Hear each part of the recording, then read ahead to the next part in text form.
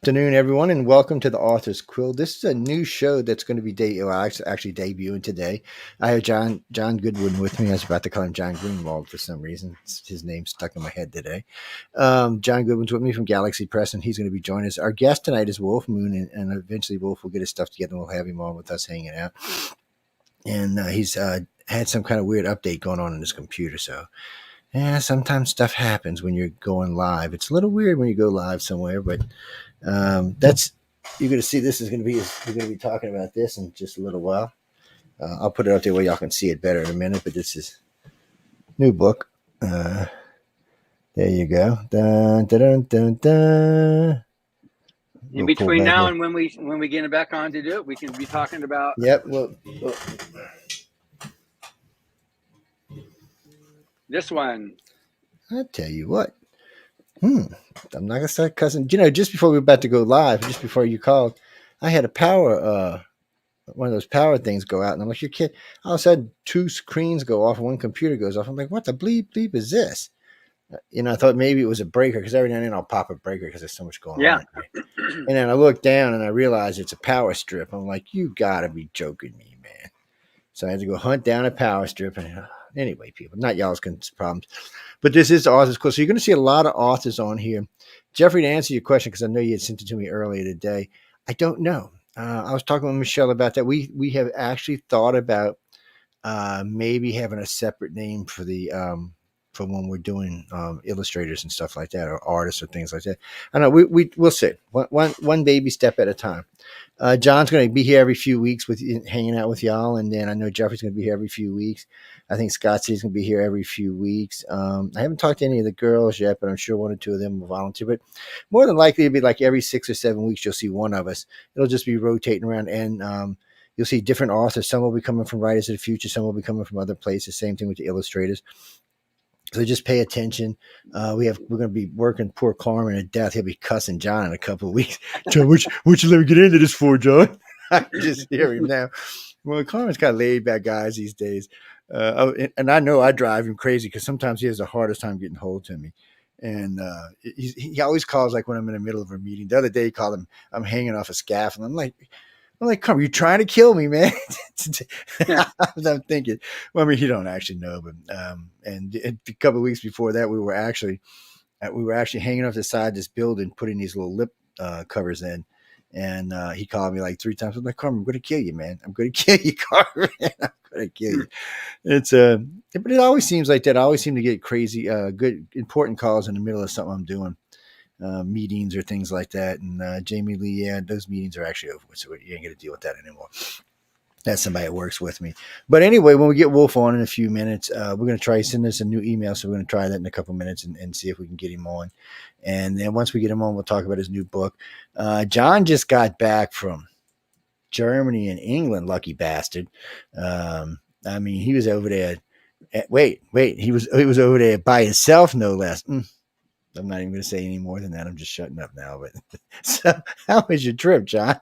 I'm getting John poor John in trouble.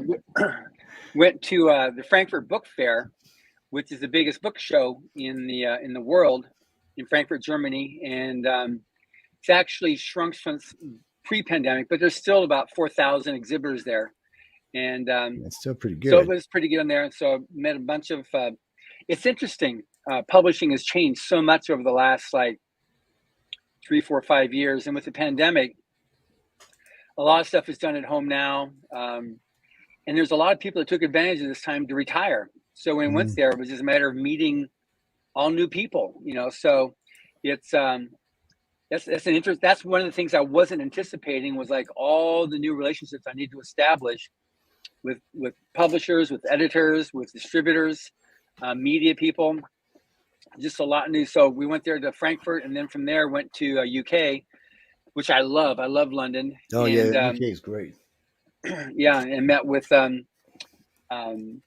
booksellers there, with distributors, with a publicist that we worked with, and then came back home. And today I'm dressed like this because I'm taking a few hours out. We're setting up for the Hollywood Christmas Parade, which is tomorrow, and it's crazy randomity. It's just, there's so much happening. We're the green room. So we'll have a couple hundred people, celebrities and politicians and stuff like that here tomorrow, because we're the head of the parade. So this is where everybody then joins in to be able to start the parade and do the parade. So we have all that happening. So right now we're just gearing up for that and been setting up all early morning. And once I'm done with this, back on to setting up, going out, picking up a lot of the donations. A lot of people donate stuff. We also have Way to Happiness. We're doing a 200-man street cleanup. So they're going along with bags and stuff like that to clean up the street of any crap, so that when all the public are there over the tomorrow, that they're going to have a clean sidewalks and street to be able to sit on and wait for the parade to go by. That's nice of you. You know, I mean, that really is actually, because LA's not the cleanest town I've ever been. It's not the dirtiest by Hardly. anybody, but you know, it's. But in all fairness to LA, y'all are not the dirtiest. That's not Johnny Depp glasses. You completely threw me off when you said that. Anyway, it's not the dirtiest town I've ever been in. I've been in far dirty. And the French Quarter itself, after a long Mardi Gras, is just disgusting. People, you have to remember the French Quarter's like been around for about 400 years now, and some of that stuff down there is touched me. You don't even put your hands in it if you don't have to. But Wolf Moon's with us. Wolf, how you doing, baby? Good. Hopefully you can hear me now. Can you hear me? Yeah, no, you come. So you're in 5x5, nice and clean audio, and sweet. and see John's up there looking good. I Hey, can't John, believe good to Emily. see I can't believe Emily let him loose for. What kind of deal did you? I don't even want to know. She had admitting she couldn't not attend here. So No, I know she's busy. We're talking about his wife, Emily Goodwin. She's always like the whirlwind. When you hear him describe the whirlwind, it's Emily. She's just never nonstop going all the time. Oh no, she's a sweetie pie. Well, I don't know. I'm never mean to her to get on her bed. So I don't know. Wouldn't recommend it. Would not recommend it. I'll stay off of that side. Oh man. But anyway, no. So no, they're doing the Christmas parade tomorrow in Los Angeles. So they're going to be Christmases and that. Why is it so early? Why isn't it like in December? Well, it's been on the Sunday after Thanksgiving for the last 8 decades. Yeah, So forever. And so it's just a thing now. Yeah. So it's just been, that's what it is. We had 2 years where it didn't happen. One was in World War II, and one was the first year of the pandemic. But otherwise, we've had it every year. Well, I can see the pandemic knocked a lot of people out.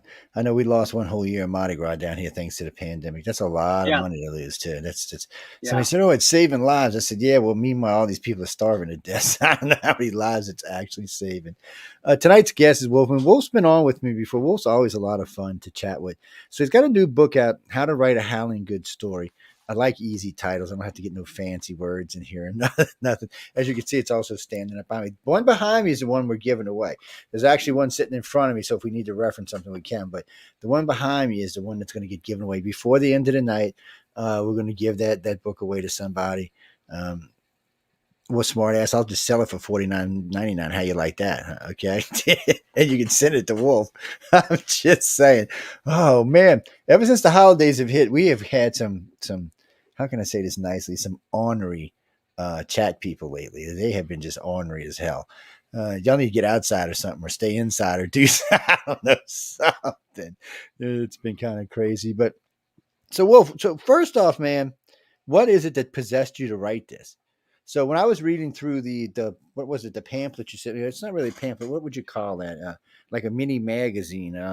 Oh, the workbook. Yeah, the that's the workbook. Yes, there you go. Get it out of my face like that. So anyway, reading through the workbook, I was thinking, how big is this book going to actually be? Because there's a lot of material in the workbook, people, if you'll have it. If you go get it, there's a lot of stuff in there you can do. So that's it right there. No, actually, my kid has it right now. I can't, it's funny. When I put stuff in my office lately that's I think I need for whatever I'm doing, it manages to disappear to one of my kids. Matter of fact, we were promoing a book last week, and I couldn't find a book, where it was, and my daughter had it reading it. I was like, don't take them after the shows, people, after the shows, not before the shows. Oh my God. So anyway, getting back to what I was asking you. What was it? So I know you work with a lot of authors. We've talked about this before, but what was it that possessed you? Said, okay, these people are just this dumb that I got to give them a book to help them understand this. Because people like me, now, ladies and gentlemen, don't take that out of context, because people like me are dumb when it comes to writing. I learned a lot hanging out with the writers of the Futures Gang and talking with people like Wolf. They just know so much. Plus, it actually helps me with the terminology, because when I first started hanging with these guys, they would say stuff. I'm like, what the hell was that? I mean, just different words. I'm like, okay, and what the hell does that mean? So I have to go around and ask somebody, which, it's embarrassing when you ask a bunch of authors about a word that they use all the time. They just kind of look at you like, Joe, are you just dumb? So anyway, getting back to what I was saying, what was it? I mean, so you just said, okay, I'm gonna shortcut this and help people, because I mean, there's only one of you, so you can only spread yourself out so thin. And so is this like an extension of Wulf? Yeah. So what happened? It actually goes back to trying to win this contest, which is why John's here. He was watching me. I made a commitment. It was at really the lowest point in our life. I'd lost my business. I had just fought an $800,000 lawsuit with the SEC. Finally won. And my wife had cancer, and I couldn't be within 8 feet of her because she was radioactive. She actually had to eat radioactive iodine to kill the cancer. And so we were at a really low point, lost our home, lost our business. And I said, well, what do I want to do? I can't get much lower. So what do I want to do from here on out? And I said, well, I've always wanted to be a professional writer. And I was always trying to make my money first and then write full time.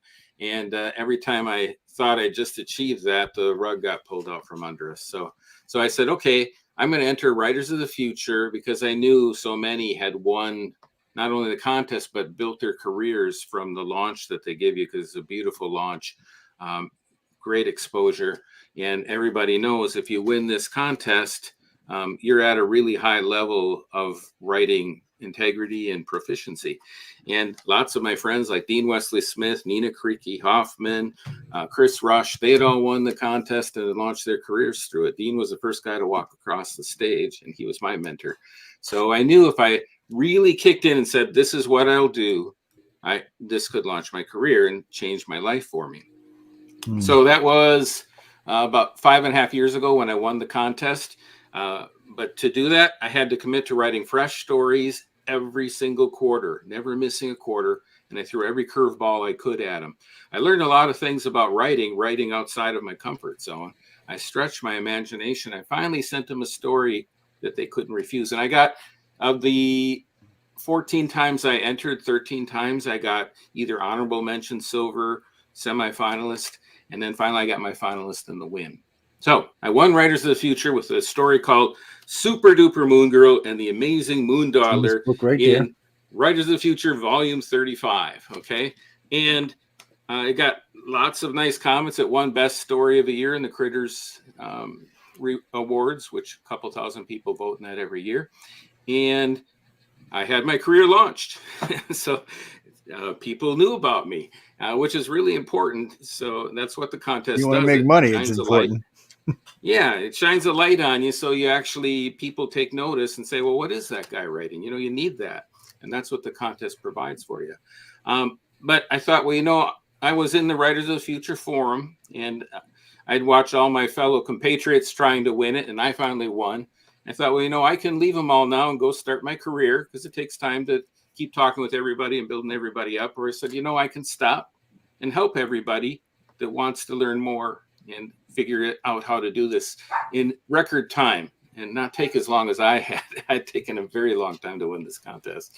So that was my desire. I started inside of the forum a topic called Wolf Moon Super Secrets and Challenge.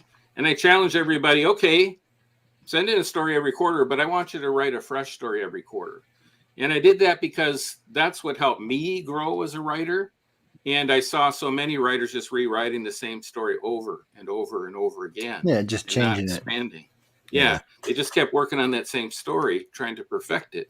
And you'll get really good at editing that way, but you're not going to grow as a writer if you're just working on one story for the rest of your life. That just doesn't work. So that was the goal I set for people. About 20 people, maybe 16 signed up for it and committed to it. They had to commit to it. And they said, if you do, you'll get these super secrets that I'll give you. And I just started sharing with them all the things I had learned over the years of what makes a good story and what made my winner come about. And sure enough, in that year, I think we had 3 finalists. And then right on the cusp of the second year, and others were getting selling to professional markets. And then we had our first winner. And then after that, more and more people win. It's been like a dozen people from my workshop that either have won or been published finalists. And today's actually the 5-year mark of when I started that thread. Well, that's said, good. 5 years ain't nothing in the world of anything. Yeah, so today's the 5-year mark. And I did all this for free every year. Whoever wanted to sign up and commit for a month, I would open it up on the Writers of the Future forum. I'd say, all right, whoever wants to join, anybody could come in and learn. But you got to commit to writing 4 fresh stories. And then I started bumping it up. Because in the second year, I found out as I was talking with everybody, they're only sending stories into Writers of the Future. And I said, well, Writers of the Future is wonderful. It's the best market you can ever send your story to. But it's not the only market out there. So now you got to do 2 things. I want you to write a fresh story every quarter for Writers of the Future. I want you to write a fresh story every quarter to send out to another market. One of the writers I did that with was Brittany Rainston. And she was the one I actually found out was only sending them into the contest. I go, come on, Brittany, we got to expand.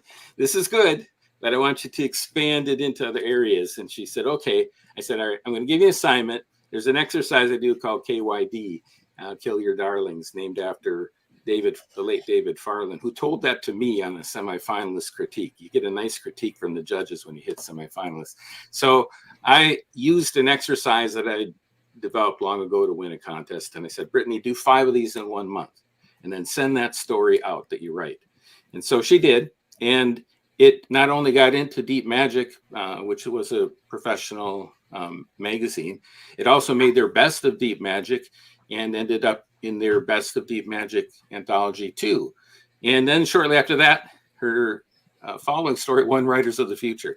So writing fresh stories is really important, and sending your stories out is really important. You'll never get published if you just keep those stories in a drawer.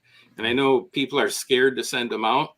So that was another thing I did with the workshop. That's the challenge part of it. I challenge you to send those stories out. Don't just write good stories, send them out. Yeah, send them to somebody. Well, you said 14, and you know, I know when I first started talking with Jonathan, when a writer would tell me I sent it 14, 15, 20 times, I'm thinking years when it really wasn't true. I mean, 14 times is only 3.5 years. And so it sounds, well, people, because they have 4 quarters, you can submit 4 times a year. So, you know, but when I first asked somebody, I was like, damn, but you know, I've interviewed now over 100 authors for Writers of the Future, and a good bit of them were in the 14 range. I mean, probably a third or more were in that. It seems like a Goldilocks thing. Well, people, I'm not guaranteeing. Go ahead. Okay. That's the case because you got to learn your craft, and you learn it through writing. You can read about writing, but you also have to practice the techniques you learn. And if you're not practicing that, you never develop the skills necessary. Like in any art form, you actually have to work with it for a while before you become good with any job you do. Writers are one of the unique people who think, I created something, everybody should love it. It's brilliant. And it's like, well, we too have to I wish I could say that. Yeah, we too, you know, we're very connected to it.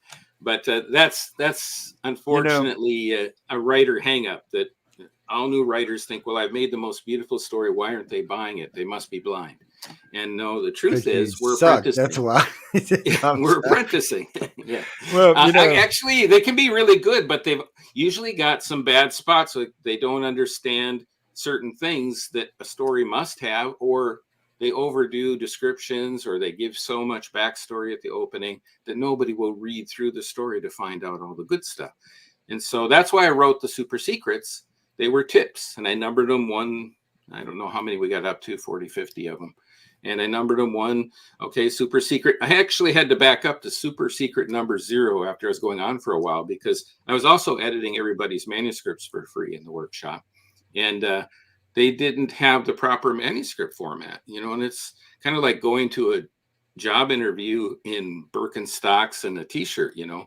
It's like, well, without the proper manuscript format, the editors will look at it immediately and say, you know, there's a check mark against you. This is amateurish, and they're buying professional stories. So I had to back up and go super secret number 0, proper manuscript format for the win. And what was weird is I would show people how to do it. They would send it back to me saying they corrected it, and they couldn't see how to do it. Everybody wants, it's too plain, the proper manuscript for polka dot suit with the chartreuse lederhosen or something. You know, they always want to dress up their manuscripts. And no, there's a format that editors know that's very plain and easy for them to read, and writers have to submit it. So all these kind of things, I kept discovering that writers weren't able to see. The newer they were, the less they were able to see these things. And so I just kept developing tips for them called the super secrets. And they just kept mounting up. But the more people applied them, the more they were making sales. And almost everybody in the workshop were unpublished writers. And many became not only winning the contest, but actually went on to win awards like the Baen Adventure Fantasy Award, the Mike Resnick Memorial Award, and the Critters Awards too. So it just kept happening for people. The more I tried to make it simple, I tried to make it fun, and the results were, as they applied the secrets, they got through those hurdles, they got over them that were holding them back. So, and I also, as John knows, I directed everybody to take the online workshop that Writers of the Future teaches. No, so it was a good workshop to take. I required them. I said, look, these are the top professionals in the field. These are icons that teach this. And I expect all of you to take this so that you can actually have the best training possible. And the nice thing with that workshop, when you get done with it, you actually have a story. So that's the great thing about the online workshop. So anyway, it has done wonderfully. And then a year ago, I did a Kickstarter to actually bring forth a book from all of that, because everybody said, well, can you put these all in a book? Because on the forum, there's like 5,000 posts on the super secrets and 850,000 views. So a lot more people. I've had Hollywood screenwriters find it just doing internet searches. People from all over the world have looked it up because it's become such a big topic. And we're actually reading these posts and saying, you know, do you have a book on this? I'd like to get a book. So a year ago, I did a Kickstarter and to help fund it. And it did $21,000 and had 330 backers. So for my first Kickstarter, that wasn't too bad. And then we put out the book November 7th, while I was at 20 books to 50K, but in Vegas, a convention there for indie authors. And it hit number one bestseller in fiction writing books in pre-release. And that's really, I didn't know you could earn that tag, that orange tag, before the book's even out, but lots of people wanted it. And it surprised me because honestly, all my friends had already bought the book in the Kickstarter. And I was in Kevin J. Anderson's story bundle. If you know Kevin J. Anderson, he's one of the top writers in the country. And we've sold hundreds through the story bundle that he's doing. So it's like I kind of used up all of everybody I know. So why was it hitting number one? And the cool thing is it's been in that top number one. Sometimes it slips down, and then it'll pop right back up. But it's been in that for 2.5 weeks since we released the book. And it actually got up in total sales one day to number 6 of all sales in the fiction writing books. You know, there's just one guy that was holding me back, some upstart named Stephen King that wrote this obscure book called On Writing. For some reason, that guy shut me out. Yeah, you know, he might be known a little bit more than you, but you know, just a little bit, man. Just a little. Yeah, just a little. Just a little tiny bit, man. But I got up close, so that was nice. Hey, that's still working it. Yeah, and what's nice when you get number one in new release like that, you get mentioned right next to his book. It's right below. So it's like getting free advertising. Number one new release. Yeah, that's true. Because Amazon's always suggesting what's next. I love when iHeart gives me free advertisement.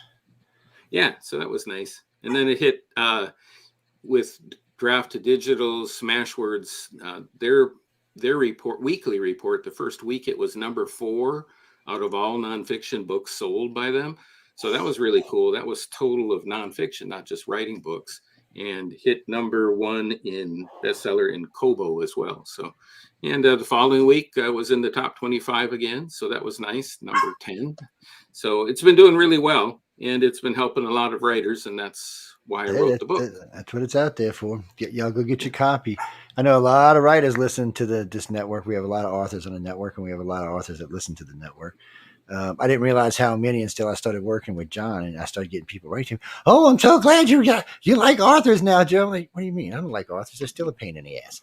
And they're like, well, you're bringing all these people on us. I got a lot of shows in network to fill, girl. What are you talking about?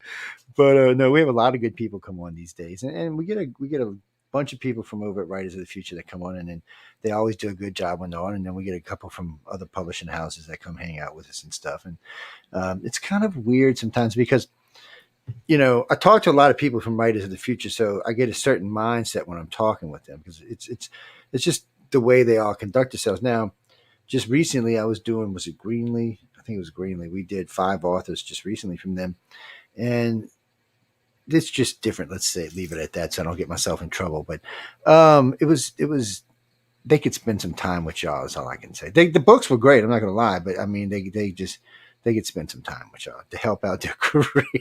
I actually told them to submit, but 3 of them had made too much money so they couldn't. But still, it's out there. But see, I actually told them this book was coming, so they'll probably read this because any little thing can help you. I mean, look, I'm gonna read it because I'm at 65,000 words. So I was thinking when I get to about 185,000, I'm gonna buy like a pound of fudge or 2 pounds of fudge and mail it to Emily along with the book and say, Emily, can you please read this? Let John, y'all sit in bed, read this one night. But them 2 can read like at lightning speed anyway. So, and but I did manage to get another 18,000 in just recently for some reason or another. Hey, good. How many are you up to? 65,000. And so that's got 4 days. Out of this 11-day event, it's like 4.5 days. So there's still 5.5 days to include. And 2 or 3 of those days are actually quite a bit more stuff involved in some of the stuff. I mean, like the first, and this is y'all's fault, by the way. I'm blaming this on Writers of the Future and all their damn judges. So the first 7,000 is just fluff, just description, because I never could do that before. I never understood how any of y'all, filled in the blanks or filled in from spot to spot to spot, from what happened here to what happened here and the stuff. And I was never good at that. But hanging out with them, I've actually learned quite a lot of just lots of tricks, I'll say. And it's allowed me to have a little more confidence in those areas. We'll leave it at that. And being able to talk with people like you and other writers and other judges, because I can ask them anything, which is nice for me. And they'll give me a little bit more detailed answer a lot of times. So it helps me. I drive Dean crazy. He always just tells me, just write the bleeping thing. Leave me alone. I love Dean. Wesley Smith?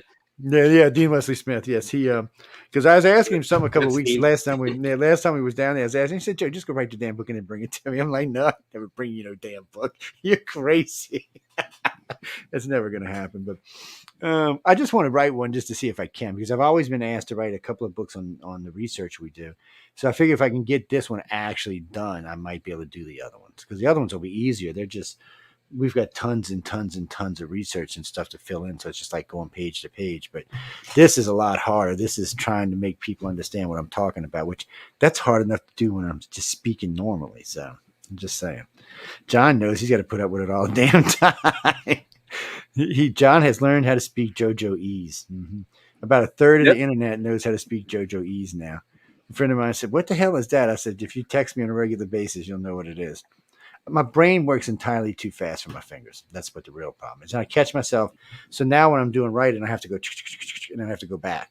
And I think that's what cost me so much time, is because I have to go back and reread, because I'll find myself leaving out sentences, leaving out words, leaving out paragraphs. It's just so I got to go back and make sure I'm putting everything where it needs to be. See, well, if you do it out of habit, you're just writing. So you do it out of habit. And guys, this book will help y'all with this too, as well. I know somebody had just asked me, you should go get it. Christopher, you should definitely go get it. I know you've been trying to write a book for a decade now. And what do you mean? Are you going to win if you wait? What are you? That question makes no sense. So I'm assuming you mean, are you going to win if you buy the book? Win what? Win the contest? What contest? You got to, come on, man. You got to be more. Oh, you mean Writers of the Future? You can submit, and if you win, you win. If you don't, you don't. I have And the nothing to do point with it. is to learn how to write Mhm. a strong story that's written professionally. And when you learn the principles of writing, it makes something that's palatable to the judges, to the editors, and it's in a format that everybody knows good stories are in. So that's half the battle, is that most new writers and aspiring writers, they don't understand that you need a lot less than you think you do. Mm. Your readers are quick, your judges are even quicker. So doing these 5-page info dumps at the opening of your story, explaining how the That's feudal never a good system thing. works in your medieval world, it's not needed, and it's Mhm. boring to read. It is It's boring. exciting to you. You should know all that stuff. So, but the problem is, it's going to actually keep your readers bored.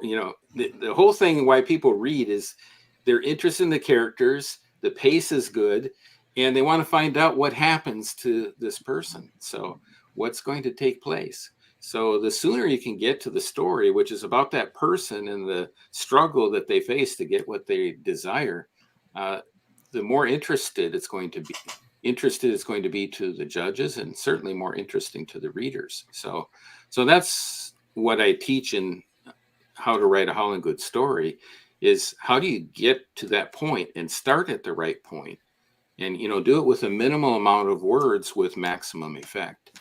And when you do that, you're writing a professional story. It has maximum impact.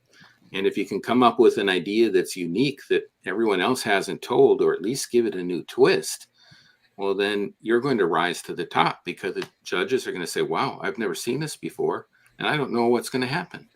So these are just natural things that make stories rise to the top out of thousands of entries that get sent into the contest, or in an open call when they're at a professional magazine. So, and it's even harder at a professional magazine because you're competing against Tim Powers and Brandon Sanderson if he wants to send a story in, and you're a new writer trying to break through in that marketplace.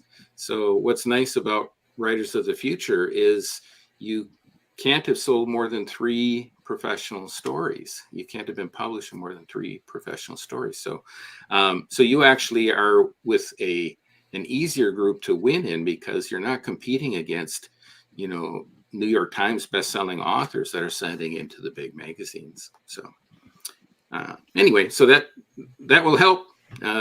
Anytime you can have somebody that's done it tell you how to get there, and they've actually been there, they're worth listening to because they know the path. So that's what I've tried to do: show them the path.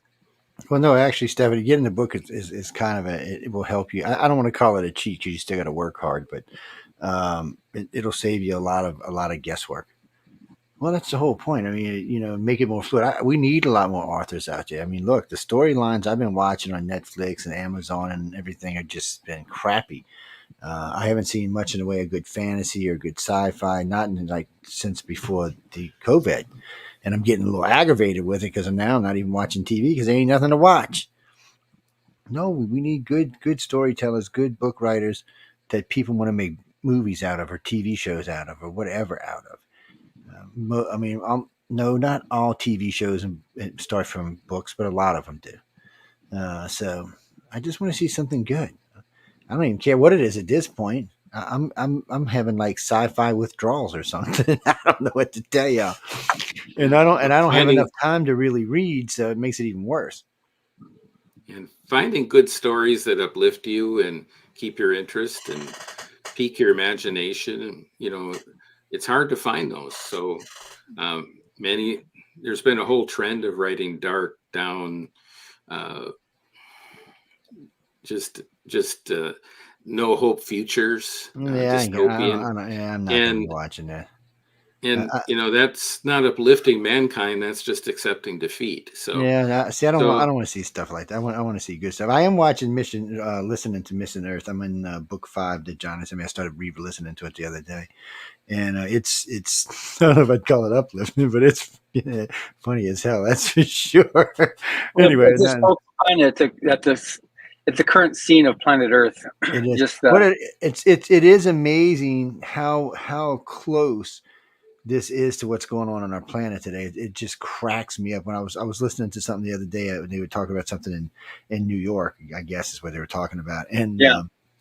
I was kind of like, I mean, it could be taken out of a newspaper from today, or I shouldn't say newspaper because we technically don't have those anymore, or online newspaper. There you go, Bruce. How's that? I haven't seen a real newspaper. I couldn't even tell you the last time I seen a real newspaper. I know there's a couple still out there, but I haven't personally seen any. Yeah, there's people that read the Wall Street Journal and the New York Times have special copies sent to them, but I don't think there's any selling them at any magazine stands or anything like that. I don't know. I have no idea, but it's weird to watch how things are changing. And I like audio. John knows because John sends me audio stuff all the time. So it's easier for me to do an audio book than it is now.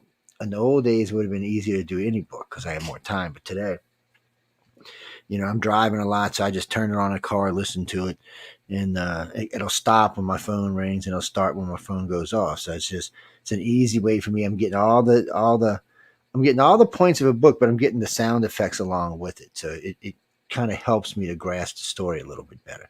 Believe it or not, Yeah. the sound effects help me. It helps me to pay more attention, I guess would be the way to say it. Now, a book like yours is different because this is something I want to read to learn something. So it doesn't have to have any bells or whistles or sound effects or things like that. I'm going to do an audiobook on it for you, Joe, but good because right now. when you do it, let me know. I'll actually buy the damn thing because I do like to listen to them. I got a lot of stuff in audio, and it just makes my life so much easier when it comes in audio. A friend of mine the other day, he was trying to send me his book the other day. I said, nope, I'm not going to read that. He said, but Josh, I'm not going to read it. And I ain't going to lie to you. So he went on Microsoft Sam and had it recorded and sent it to me.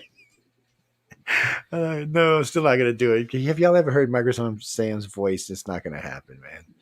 It's like talking to a robot from hell. It really is. What's that, Christopher? No, you can get it everywhere, right? It's available everywhere, isn't it, Wolf? Yeah, all you have to do is go to the supersecrets.com, my website. Go there, and there'll be books to read. Just go over to the Super Secrets and click there, and you'll see books to read, and every online retailer there is. We're through Draft to Digital, and they submit to all the online retailers. So if you like Barnes & Noble, you can get it there. If you like Amazon, you can get it there. If you like Kobo, you can get it there. If you like Smashwords, get it there. So, and you can get it in, of course, ebook, and of course, trade paperback, the nice big paperbacks, 9x6. And I also have it in hardcover. So lots of great choices. Yeah. Hardcovers. I don't know. I got a thing for hardcovers. It's what is that, Michael? Yes, I do. I don't know. It's just a thing. I guess that's what I was raised on. We always had hardcover books in the house. Yeah, it's like I remember the guy. My mom was getting a thing of encyclopedia. He said, "Well, you can get them in paperback." She said, "I don't want no paperback. I want hardcovers." And ever since then, I guess it's just stuck in my head.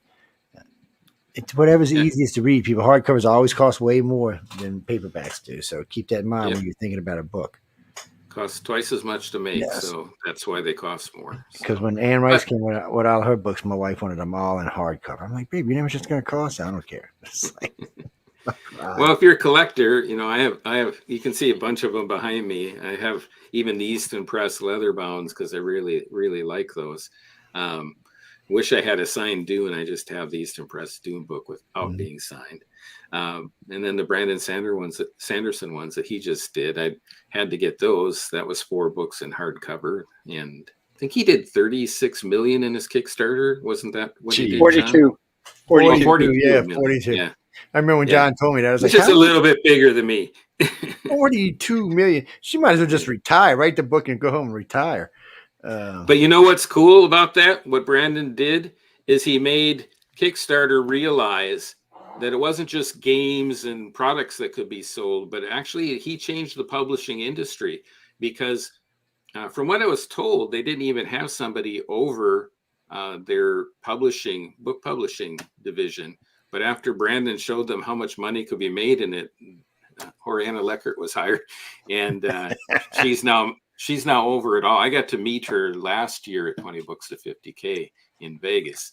And yeah, so she's now over it, making sure that everything's growing and being handled right. So, and a whole bunch of people now are selling their books first through Kickstarter. It's made an entire massive change in how indie authors actually introduce their books to the world. So, and gives them the funding. I mean, most writers are poor, so it takes a while to actually get to a level where your income from writing pays your bills.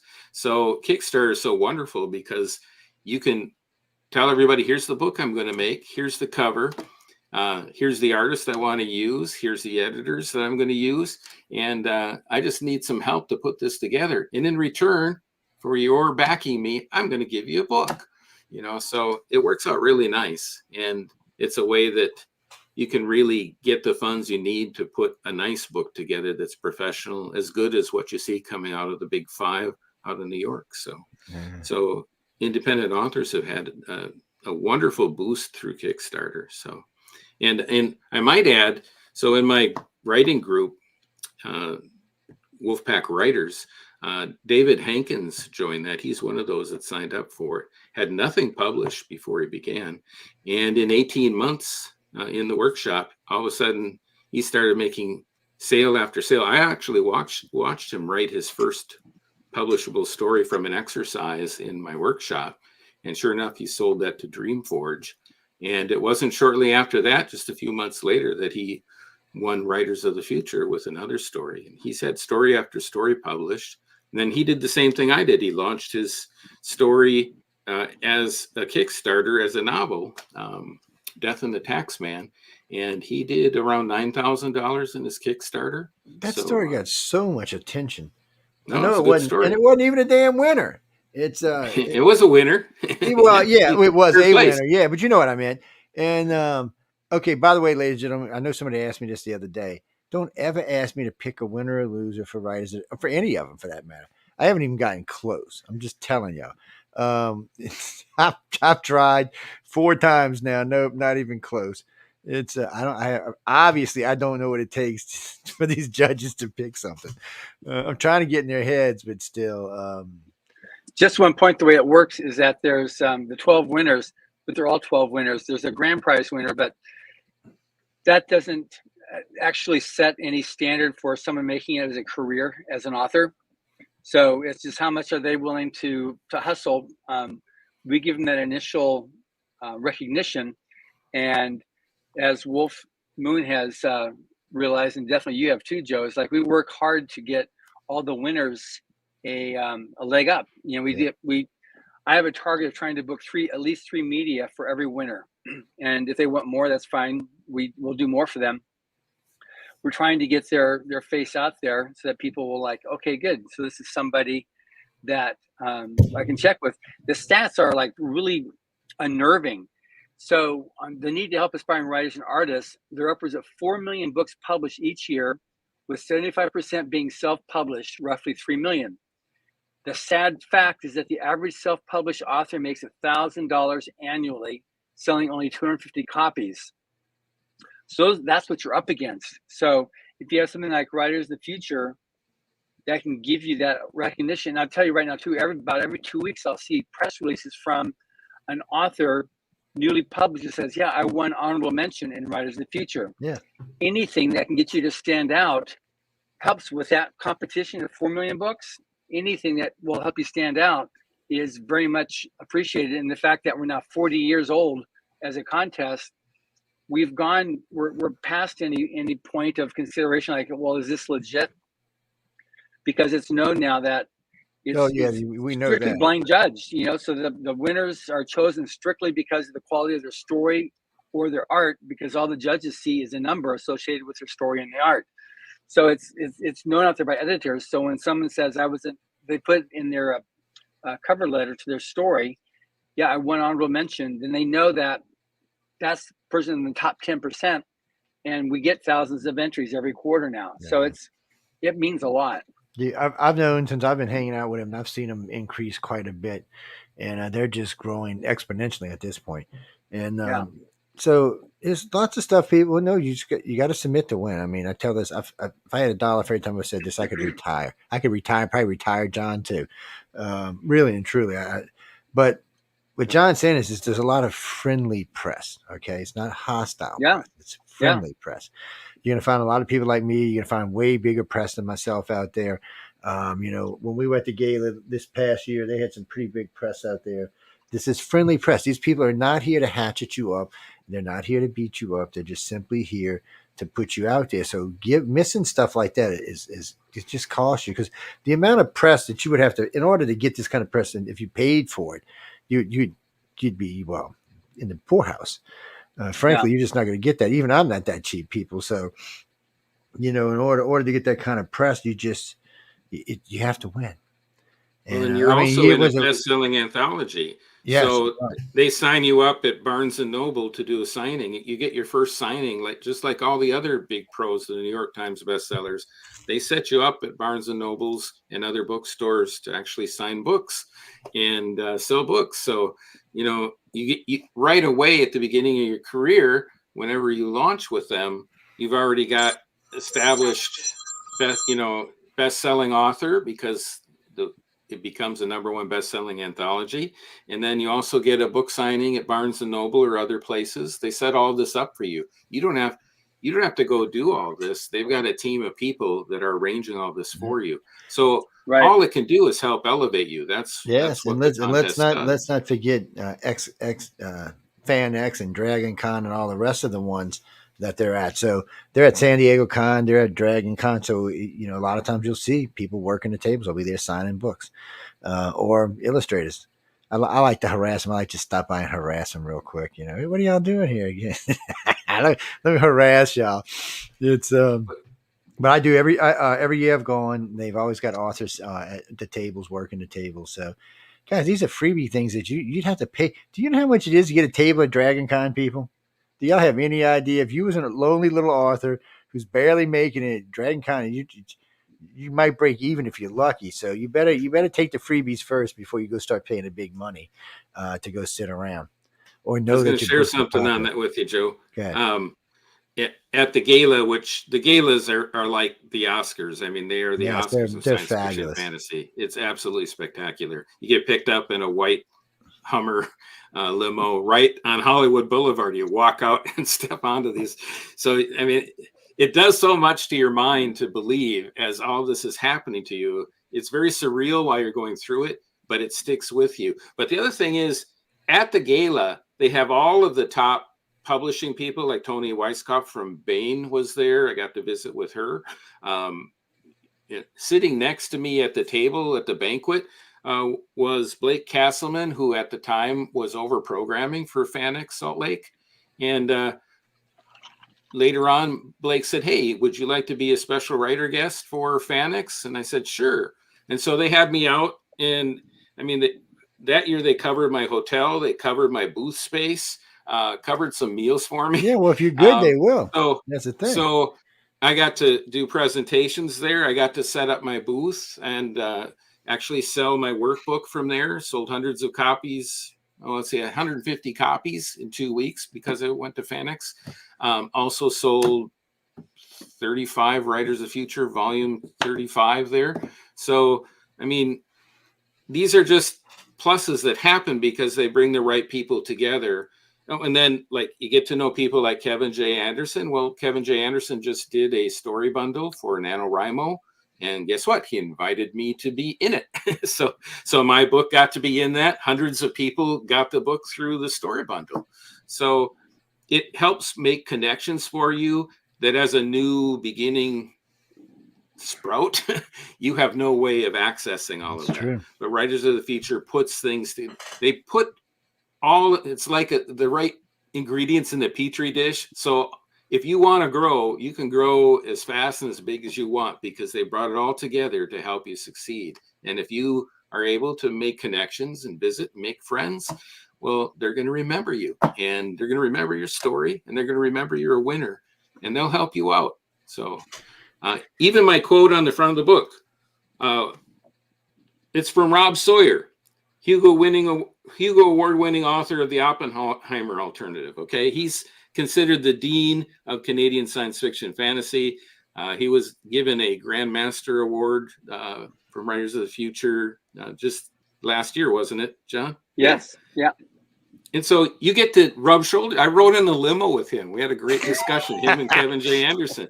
Well, so I sent him an ARC, an advanced reader copy of my book. And he said, Wolf's Moon advice is spot on. Follow it and you can launch a major career. This book is pure gold, right on my front cover.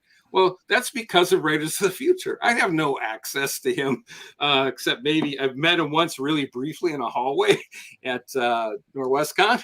So, but at Writers of the Future, you actually spend time with these people, and you can make wonderful connections, and they want to help you succeed. So I don't know if you had more to say on that, John, but I know that wouldn't have happened without Writers of the Future. Well, that was how it originally actually started when Owen Hubbard created the contest in '83. He enlisted the help of Algis Budrus, who was a very famous editor at the time, who called in and wrote his compatriots, so these are people that wrote with Owen Hubbard. And so some of these original judges that we had were like, well, Orson Scott Carter's still with us, but like everybody knows the book Dune. Well, Frank Herbert was one of the original judges. He passed away, then his son picked up as a judge. But Jack Williamson, he was one of the major writers, a grandmaster. We had probably half a dozen grandmasters of science fiction on that original panel of judges who were there to help. And I had several conversations with them saying, like, they wish they had the wherewithal and foresight to do what Owen Hubbard did in creating this contest. But as of now, 40 years later, I mean, Owen Hubbard's, because he put in his will to continue funding the contest. He's put in millions of dollars to continue to fund this contest. Not just the prizes, but he flies all the winners out. He puts everybody in a hotel. He flies the judges out, puts them in the hotel. He funds the contest throughout the year. He's done this for 40 years now. So his belief in the future writers was really strong, and it continues because we're after next year, we're pushing 1,000 winners of the contest over the 40 plus years now that have been recognized. And so many of today's biggest writers, most famous writers and artists came from writers and illustrators of the future. And it's funny because one of our illustrator judges, I had him on as a guest, Craig Elliott. He's one of the he was the lead design artist for Netflix and went back to Disney, and almost every major animated movie, it's his creation that's in there. And he said, yeah, I was following writers and illustrators of the future since the very beginning. He said, I didn't really want to enter the contest. I didn't think I was good enough. And so I just like to let people know, like, don't be, you're your worst enemy. Just submit to the story. And because like Moon's been saying too, you got to write. And that's what all the judges will say too. A writer writes, and you have to keep on writing. And if you keep on taking the same story over and over again, you're not going to grow as an author. So you write and be willing to like take another idea and keep on working it. And even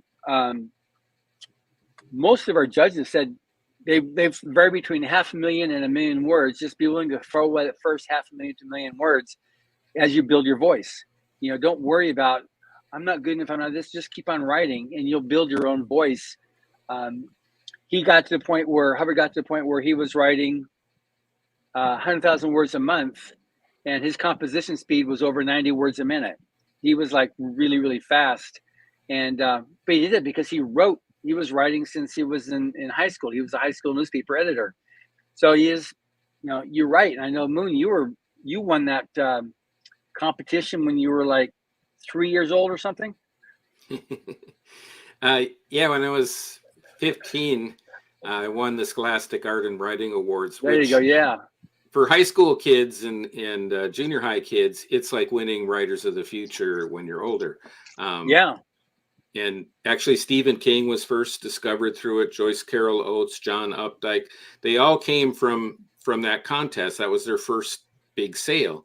And many people think because they have that, it actually told them they could do it. And it's why they launched successful careers. Well, the same thing Writers of the Future is doing for adults. It's doing the same thing.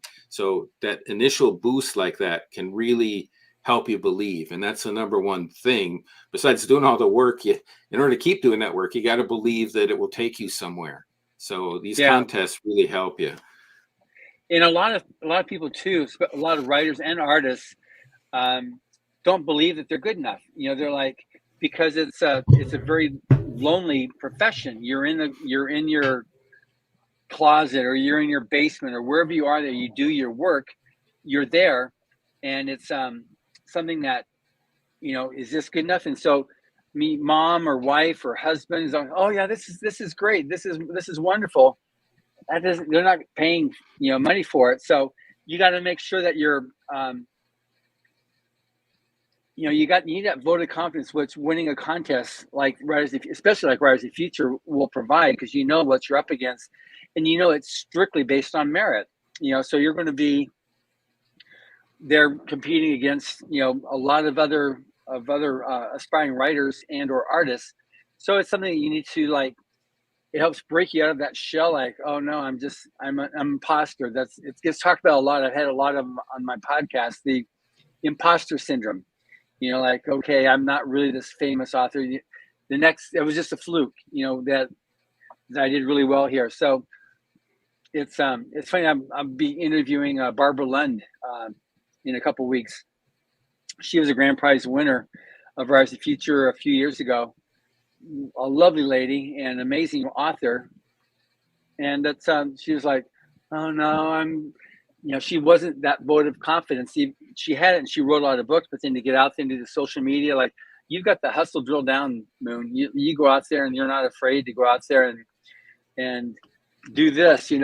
Everybody look at see this, and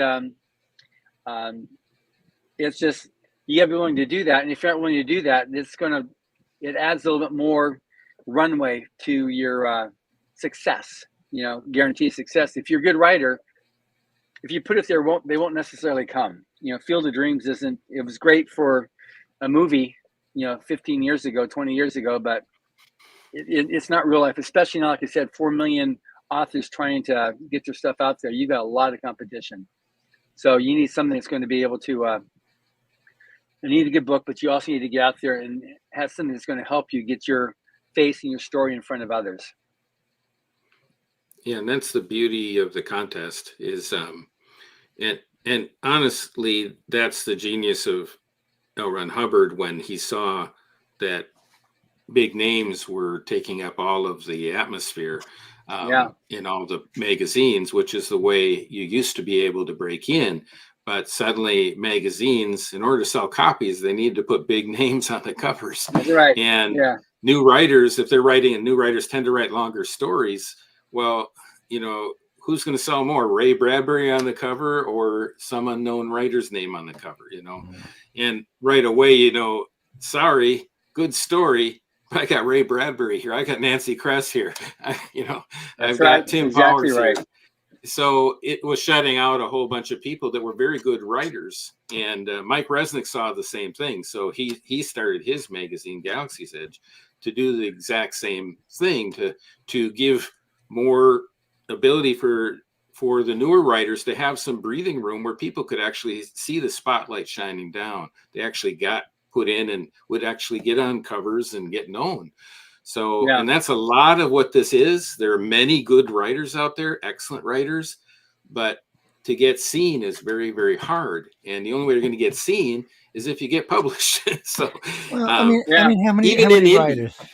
How many writers? So there's 8 billion of us on the planet. How many do you think that are actively writing right now? Not wishing they could write, but actively writing. 1 million, 5 million? There's 4 million. Well, there's 4 million books published a year. Oh, so that means about 12 million people writing a year at least. At least. I mean, if you're getting 4 million books a year, I'm thinking maybe 20 million people are writing a year. Because I know how many people, and I've watched this. So, John, I'm going to challenge you. Rob Sawyer, I don't know where it was, but I listened to a video you guys did of him, and he was saying 99% of the people want to write a story, and then, like 99% of them don't.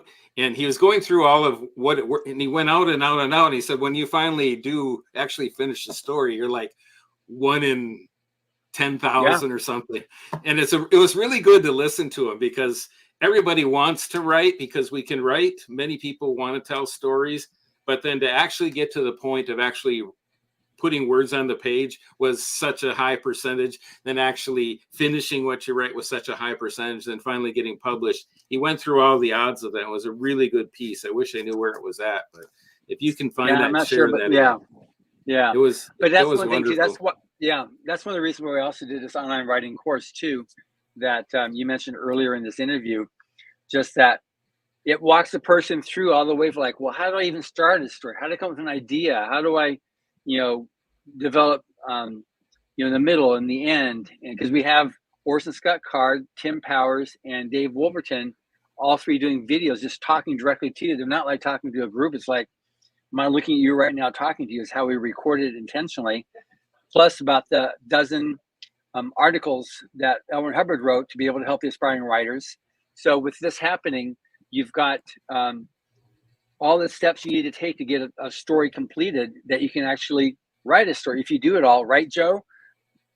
Yeah, if you do it all, it's exactly the point. If you do it all, it's definitely. So look, I actually started this. I think, okay, you got a curve of 17,000. Where is this? I said, oh, I can do this. And then I get to write, and then it was like the second night. It was the second time I was there. Second night I was there, and I realized I didn't realize how much I'd written the night before, and so I'm just, so then I hit the little button on the screen, and it comes up 21,005. And I was like, where the hell did this come from? So I was telling John when I see him next morning, I must have been channeling Elrond, because I was just but it's hard for me because, one, I don't always get time. Two, it's not always that quiet around here. And my brain has to be on whatever it is it's going to be on. So in order for me to really write, especially what I'm writing right now, I have to be able to like see the story, I don't know, a day, maybe 2 days ahead, and then I can write it out. I can't just, like a lot of writers do. I just like a friend of mine, Nick Redfern. He goes 9 to 5. He gets up in the morning, 9, sits down in front of the typewriter, 5 o'clock he quits. There ain't a shot in hell I can ever do that. I'm just gonna be honest about it. Now I know Dean Wesley Smith can do it too, but I just it's nuts. It's nuts. I mean, that's got to be whatever your thing is what your thing is. Yes. However you write. I mean, Moon's got his schedule. Every writer's got their own. It's not like, this is the time you write. It's not 9 to 5. That's for sure. For me, it's like midnight to 3 a.m., midnight to 4 a.m. And sometimes I'll put it on my phone and then I'll send it to my computer to correct it. And because typing on the phone is a disaster for me to start off with. Good always turns into hood. The F word always turns into ducking. I mean, really and truly, this phone just does whatever the hell it wants to do. It just changes words on its own. So you got to kind of pay attention to what's going on. But see, I'll probably read this over the weekend, this weekend or next week. I'll probably read through it, and then I'll probably try to get back to what I was doing, because we're gonna have a lot more free time during December. So I might actually get some time to sit down in front of the computer and just bang away. Or I got my laptop too. Sometimes I'll have my laptop in the bedroom and I'll just start banging away on it. That's a nice thing today. The only thing I miss, I used to have a good pad, but it's gone the way of the dodo bird. So, but anyway, the one I gave you? Yeah, that one and another one. I have 2 of them, not just one. 2 pads. You lost the one I gave you? No. I never got that one back. Yes, you did. No. I'll have to tell you that story. We'll talk about it when we're not online, but I'll have to tell you that story. You fibbed to me. No, I didn't fib to you. I'm telling Sarah. So listen. All right, I'm going to tell you now. So John and them had got me a really nice iPad with all of Elrond's stuff on it, and I'd been going through it, reading it, and using it, and somehow I got lost. Well, they said it was in a rental car, and the guy said, no, it wasn't, and I kept harassing him about it. So he said, oh, I found it. So I said, okay, I go over there. There's a pad, and it opened because I didn't have any codes on it or anything. So, because it's just the one I was using. So, and the stories were there, and it was weirding me out because a lot of the stories I had been reading and watching weren't where I left off. Then I realized that most of them weren't actually there. They were just the titles and nothing else. Some of them were there, but most of them were just not there. And since I know there's only one way, there's only 2 ways that could have happened. Either someone went in and deleted or left the titles, or someone never actually put them in there. I didn't notice it for a while, though, because the story I was reading was actually in there. there was, I think, out of the what should have been like 3,600 or 4,000 stories, I think there was 160 that would actually. So I figured what they did was they went and bought one of the whatchamacallits from y'all and plugged it in. Not the big one with all the stuff on it, just the little one with half the stuff on, or a third of the stuff on. Anyway, it was cheesy. I don't speak to this guy anymore because it was cheesy. And then I was at work one day. I had my other pad with me, and I dropped it and it got a little crack, and it just pissed me off so bad. I took a hammer to it and just my son was like, "What?" Joe, I needed. There's good stress relief. Let's look at it. It was only an Amazon pad anyway. I think I paid like $80 for it or something. But I do use them a lot. Though pads are handy for me because they're small enough that I can sit them down and just go to town on them. Laptops are right, but I've never been a laptop fan. I've either been a pad fan or a real computer fan. I like real computers. Big computers, lots of horsepower under the hood. Them kind of look. The one that's sitting next to me right there, you could see freaking the next galaxy with that thing. Oh, that thing is beastified. It's fast as hell. What's that, Jeremy? You can get his book at any book dealership anywhere. You can go to Barnes and Nobles, or you can go to Amazon. You can go to his home site, and I'll post his site up to the website later today. But you can go over to all of those places and get it. Oh, it's you're also talking on the about, bottom of his. It's on the bottom of his image here. www.thesupersecrets.com. yeah. So Yeah. you're Are talking they about live this to one, see this the one right screen? here. Okay, Yeah. first off, this one right here is getting given away during Christmas. This one right now, I think I haven't talked to Maliva, but right now I think you can still get it for it's like $60 off. I think you can still get it for $125. It's 10 books. It's 158 stories and tons of artwork in it. Yes, and there's all kind of other little things in them too. But that is from 30 to 39. It's 10 years. Oh, there There it is we right go. there. There we There go. we go. There it is right there. So you can see it. All you have to do to go is to the UPR website. Yeah, that's like an and awesome click little thing there. Show them Yeah, again so- there, Moon. It's pretty. So the one that we got behind me is going to get given away for Christmas. But meanwhile, you can go over. I mean, they're cheap. I mean, $125 for all those stories is ridiculously cheap, people. I mean, really and truly, there's a lot of good artwork and there's a lot of great stories in there. I've been through Awesome. all of these. I've read all the stories in all of these. So y'all can go check them out. I think I'm down to like 26 now. And no, that's the last one I got in the house, actually. That's one. But You the said most they're important easy one to- you have to see is Yeah. this one. That's the one. The cover for your book.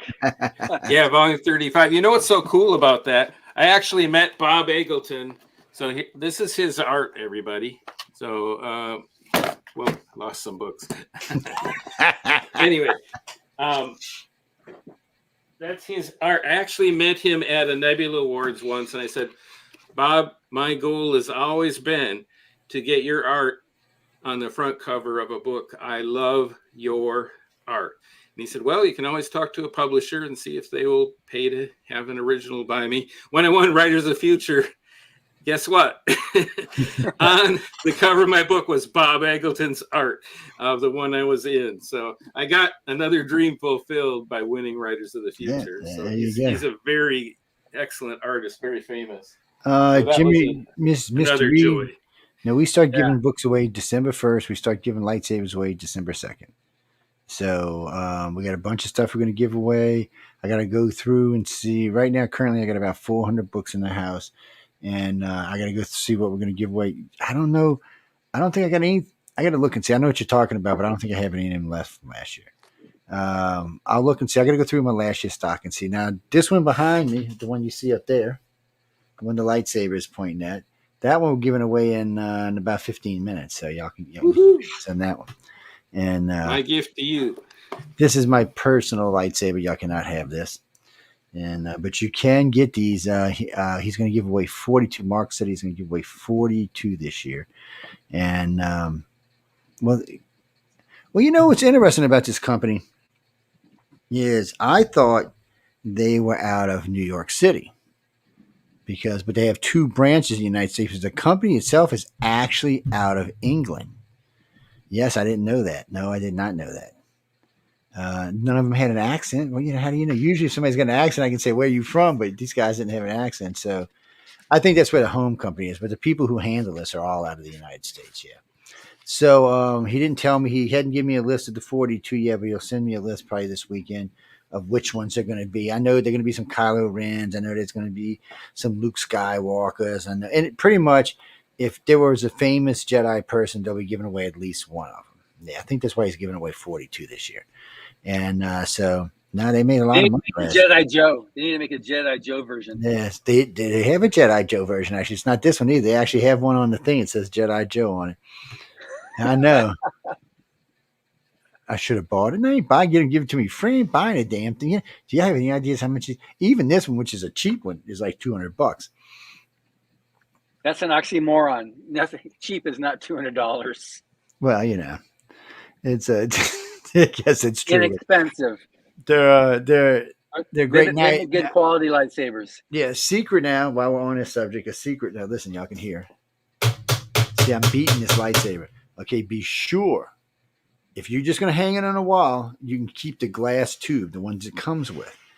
But if you're planning on playing with it, or letting your kids play with it, or letting your husband play with it, make sure you get the fighter tube on it. Because if not, if I didn't have the fighter tube, I would have broke this thing at least a dozen times. Joey, my son, would have probably broke it a half dozen times.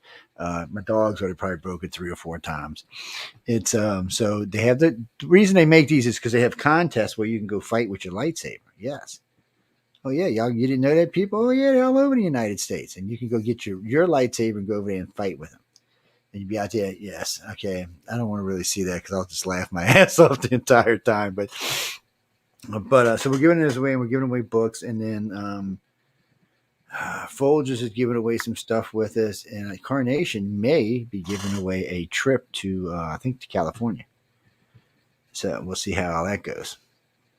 Yeah, they've been with us for a while. They had contacted me a while back. They've been wanting to give away a trip for a while. They just didn't know where, California, New York. So, no, I don't have any say in any of that. I'm sorry, guys. No. That's like when, what was her name? Jean says, I'll give you money and candy if you can get me into the contest. I said, I can send that on to Emily, but it's still not going to help you. It's all blind judging. So there's nothing. Yeah. There's nothing. I'm sorry, guys. There's nothing I can do for y'all.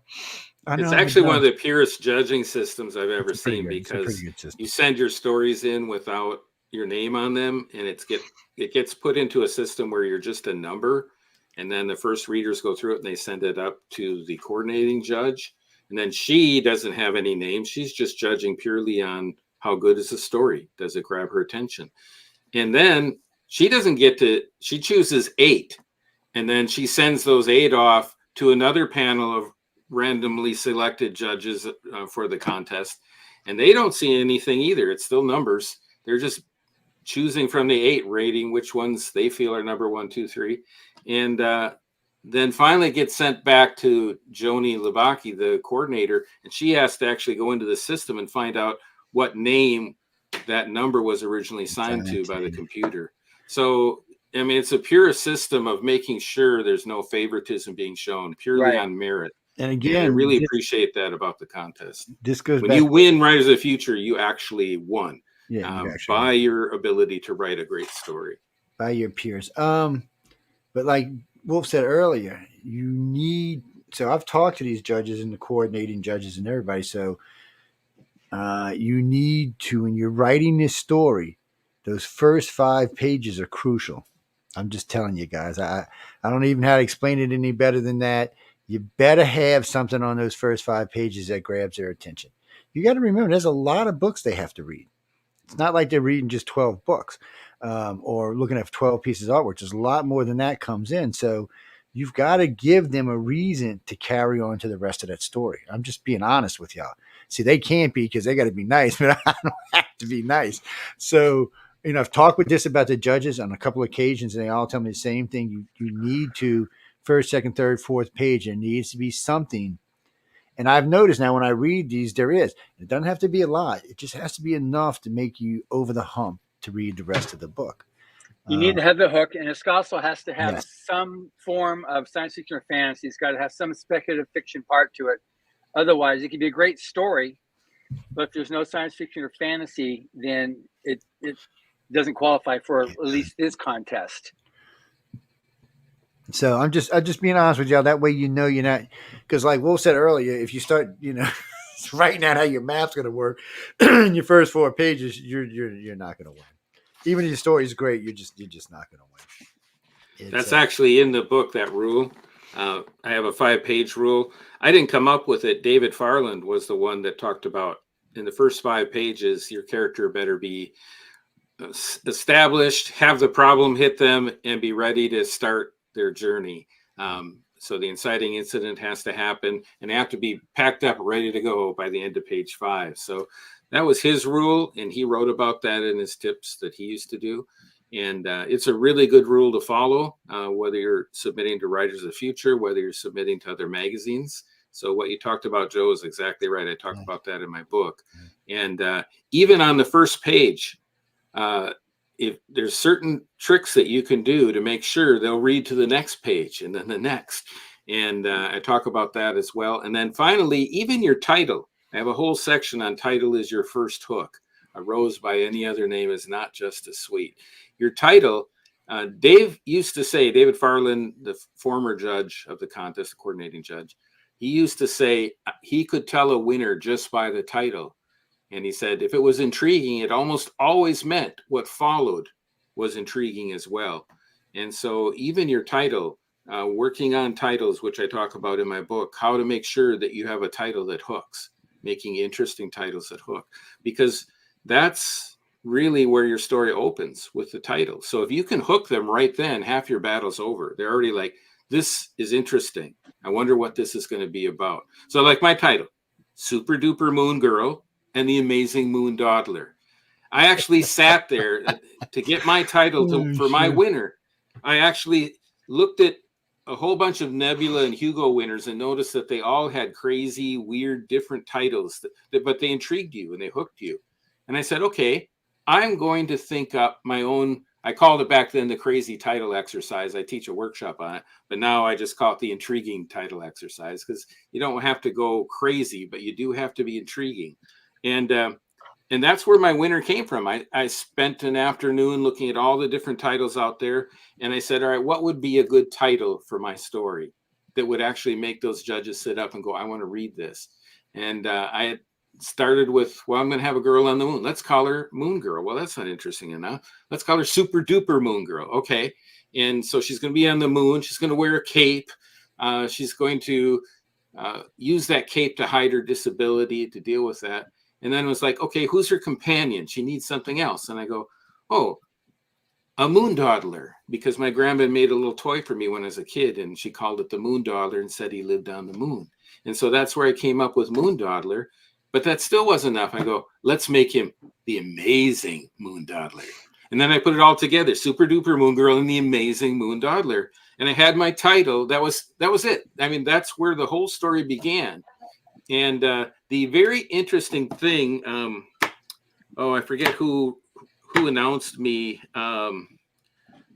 nuclear physicist. I can't think of his name at the moment. Anyway. Is it Greg Benford?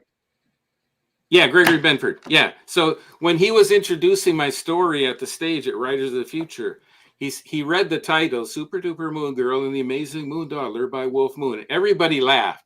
And it was this happy laugh, you know, and he chuckled too. He said, the title alone makes you want to read this story. At least it does for me. And it was so cool. It's like he didn't know that was how the story began. There was the title to actually catch your attention. So there's a tip for you from my book and from Winning Writers of the Future. That is how my winning story actually came about, was just trying to make a title that would hook the judges. And then this great story unfolded from that. So there's a thought for you. Even think about your title, because that's the first thing they're going to read. And that's the last thing they're going to look at as they try to remember stories that they're selecting out from the group. So if you've got an interesting title, you go, oh yeah, that was a good story. So Jenny, you've got a lot of competition. Jenny, I don't know if artwork's all that important when you're submitting your book to Writers of the Future. Is it, guys? No. I mean, because y'all they do a page for you, so you don't really. Now, yeah, the story itself, art isn't part of what you submit, you know. So, and then the illustrator, who has a separate competition. Now, we've had maybe 5 or 6 people that have won both competitions, both writers contests and illustrators contests over the 40 years. But you submit a story, and then a separate illustrator once your story has been selected as a winner, is assigned to one of the winning illustrators, and they separately then will illustrate that story. Yes.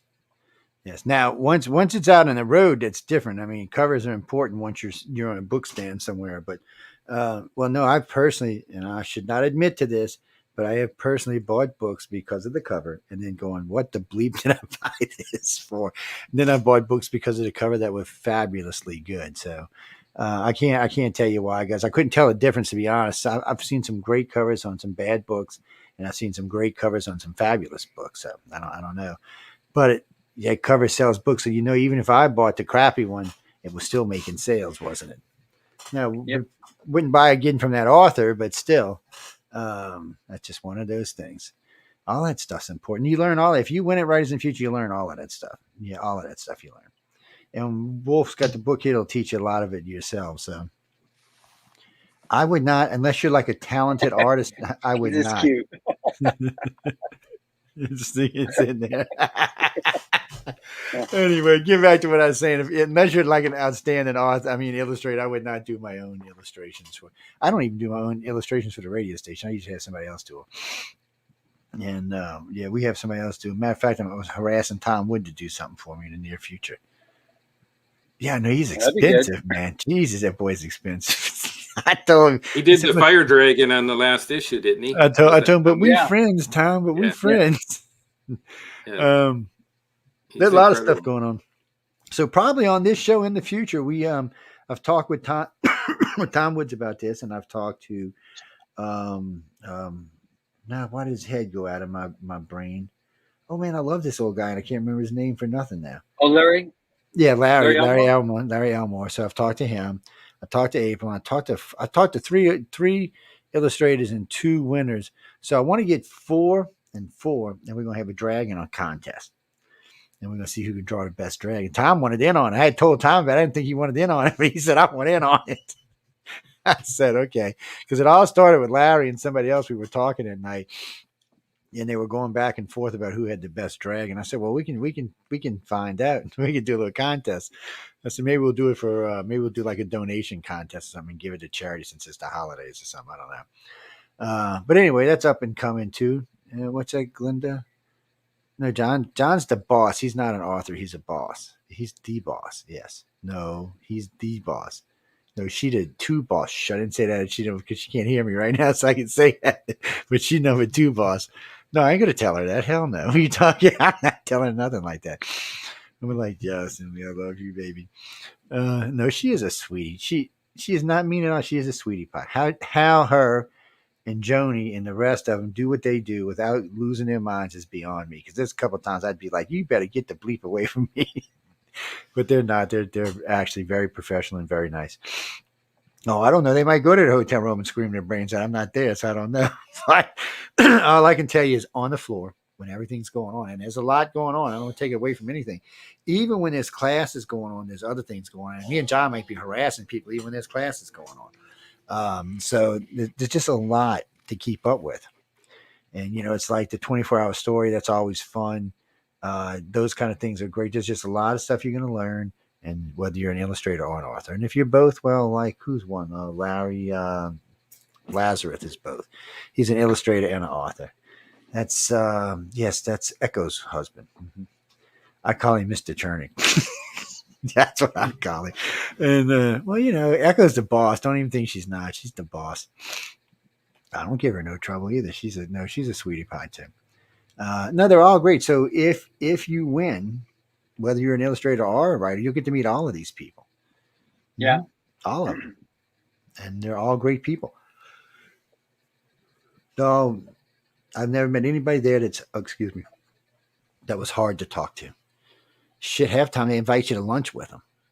I'd be like, leave me alone, people. I want to go have lunch. They invite them with them. It's a great group of people. It really is a great group of people. But you got to win. Connections that you make that by going to lunch with them or sitting at the bar afterwards at BarCon, just visiting with them, they remember you then. And maybe they've got an anthology that's coming out and they might invite you to be in it. Or maybe you've got a book coming out and you say, hey, would you, like I did, hey, Rob, would you mind taking a look at this? And if you felt like it, giving me a blurb for the cover. And sure enough, I got a beautiful blurb. But if I was just a stranger, there's no way Rob Sawyer would have done that, Robert J. Sawyer. So there's no reason to. Hello, Anthony. I see you in the other chat there. How you doing? You're in chat with us in here, huh? It's there's just a lot to learn, and then Wulf will help you skip a lot of these steps. I should say skip a lot of these steps, learn how to use these steps correctly. That's just, I mean, we talk about the free course on the Writers of the Futures website. So with that and this, if you can use both of those and win and meet all these people, you've really shortcutted your career quite a bit. I mean, you've probably knocked out 10 years of making yourself crazy trying to figure out something if you can do this. I mean, if you can get there and win. I'm just going by from what I've seen. So as far as the illustrators go, I've seen quite a few of the illustrators get jobs with the judges. Authors are different, but I've even seen a couple of authors get jobs with judges. So, but there's so much out there, and you got all these gaming companies that are looking for people, and now we got even more gaming companies, so they need storytellers, and they need people drawing and painting and everything else. Nobody's going to use that. AI sucks. It doesn't tell a good story. I have now read 11 AI stories. I ain't going to lie, and usually in the middle somewhere it becomes jibber jabber. No, really, it becomes like jibber jabber. It's like me going, I have no idea what it was talking about. The artwork, after a while, kind of gets the same way. What you got there, Wulf? I see you sneaking something in there. Sneak it in there. Well, baby. yeah. So here, just recently, this is Joshua Palmatier, Zombie Needs Brain Companies, and he's a professional market, CEFWA approved, and he does 4 of these a year. All right, so this is edited by Stephen Kotowich and Tony Pye. Both of these are Writers of the Future winners. Stephen actually won the grand prize that we were talking about, the $5,000 prize. And guess what? When Stephen was putting this together, he messaged me and he said, "Hey Moon, I'm nervous. There's another one called Dragon something." And he goes, "I'm nervous I won't get enough submissions. Can you talk to, your people about submitting to this?" And I said, "Sure." And so I went to my writing group and the Wolfpack writers, and I made a challenge for them. I said, "We're all going to submit stories to this. Who's committing?" And that's part of that challenge, that commitment thing. So we all did. And myself and David Hankins, that I already talked to you about, both got submitted, got published in this out of all of that. And then everybody else had wonderful stories to send elsewhere too. But again, why did Stephen contact me? Because I was a Writers of the Future winner. He knew me, and he said, "Hey, I'm doing this, and I know you've got a lot of writers with you, and would you mind encouraging them to submit to my anthology?" These are those connections that we're talking about that happen because you win the contest. As different members rise up in the field and become editors and put together anthologies, you're kind of in a club, because we all know how hard it was to win the contest, but you also know whoever won that contest deserved to be there, and that their writing is good enough that you could invite them into your anthology and get quality work. So that's just another beautiful thing. More opportunities happen, because of people because of winning the contest. And this is just another example. So I got in this, I was already planning on entering the contest, but for sure when the editor said, "I need more stories," you bet I wrote a story for him. So did everybody else in my group. And 2 of us got in because of that connection. So it creates a new network for you that you wouldn't have had on your own. And it actually stamps you as a professional writer. So it certifies that what you're producing is at a professional level. And that's really important, because when people are putting together anthologies, a lot of times they don't have the time to open up as much to newer writers because it's a lot of extra work, and they have to hire people to actually read 1,000 manuscripts to decide which ones go in. So again, Writers of the Future makes a lot of things happen that you wouldn't normally have happen for you just because of those connections and being part of the alumni that actually win. So Jenny, Stephanie, you mean this show? Since you don't know Carmen, you will have to submit to me at icar@cox.net. If you know Jeffrey Pritchett, you can submit to him as well. It's you have to submit now because I'll be talking with Carmen, so this show's going to book up really fast.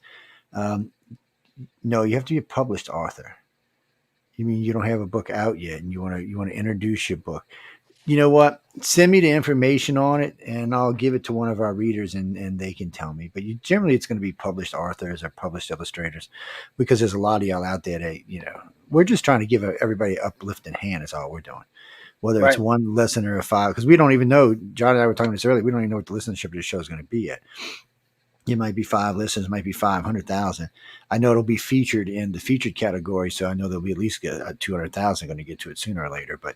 Um, but no, yeah, just submit icar@cox.net, that's ICAR@cox.net, and you can submit. Judging from the way I just read that, you look like you might need this book in front of me here, How to Write a Howling Good Story. You seem to be very nervous in the way you're writing in the chat group, so you might want to give it a listen to. Bernice, no, you can use. I keep telling y'all this every week. I know we could finally, some of y'all started using the chat in the other room last week. We have 1, 2, 3, 4, 5 Facebook pages you can use.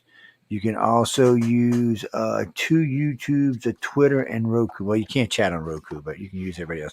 And starting next week, sometime, I don't know exact date, but sometimes Prime will be part of the station.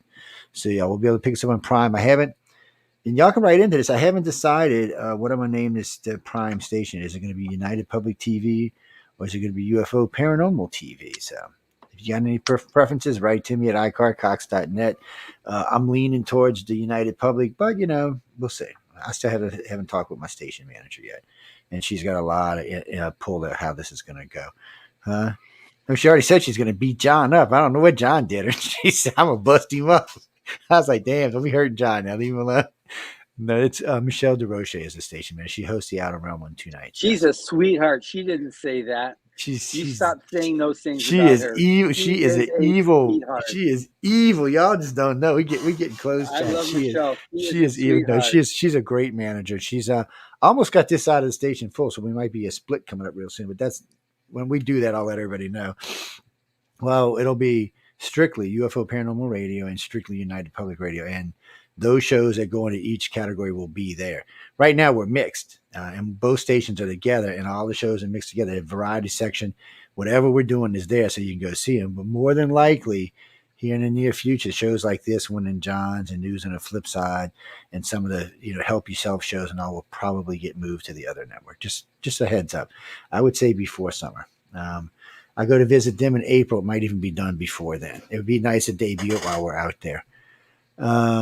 Yes, and speaking of that, I would talk with Carmen yesterday. Carmen, none of y'all know who Carmen is. John does, and I do, and Wulf does, but the rest of y'all don't. But Carmen does a lot of booking for us. John hooked me up with him, and he does a lot of booking. So we're going to be booking sometime starting right after the first year.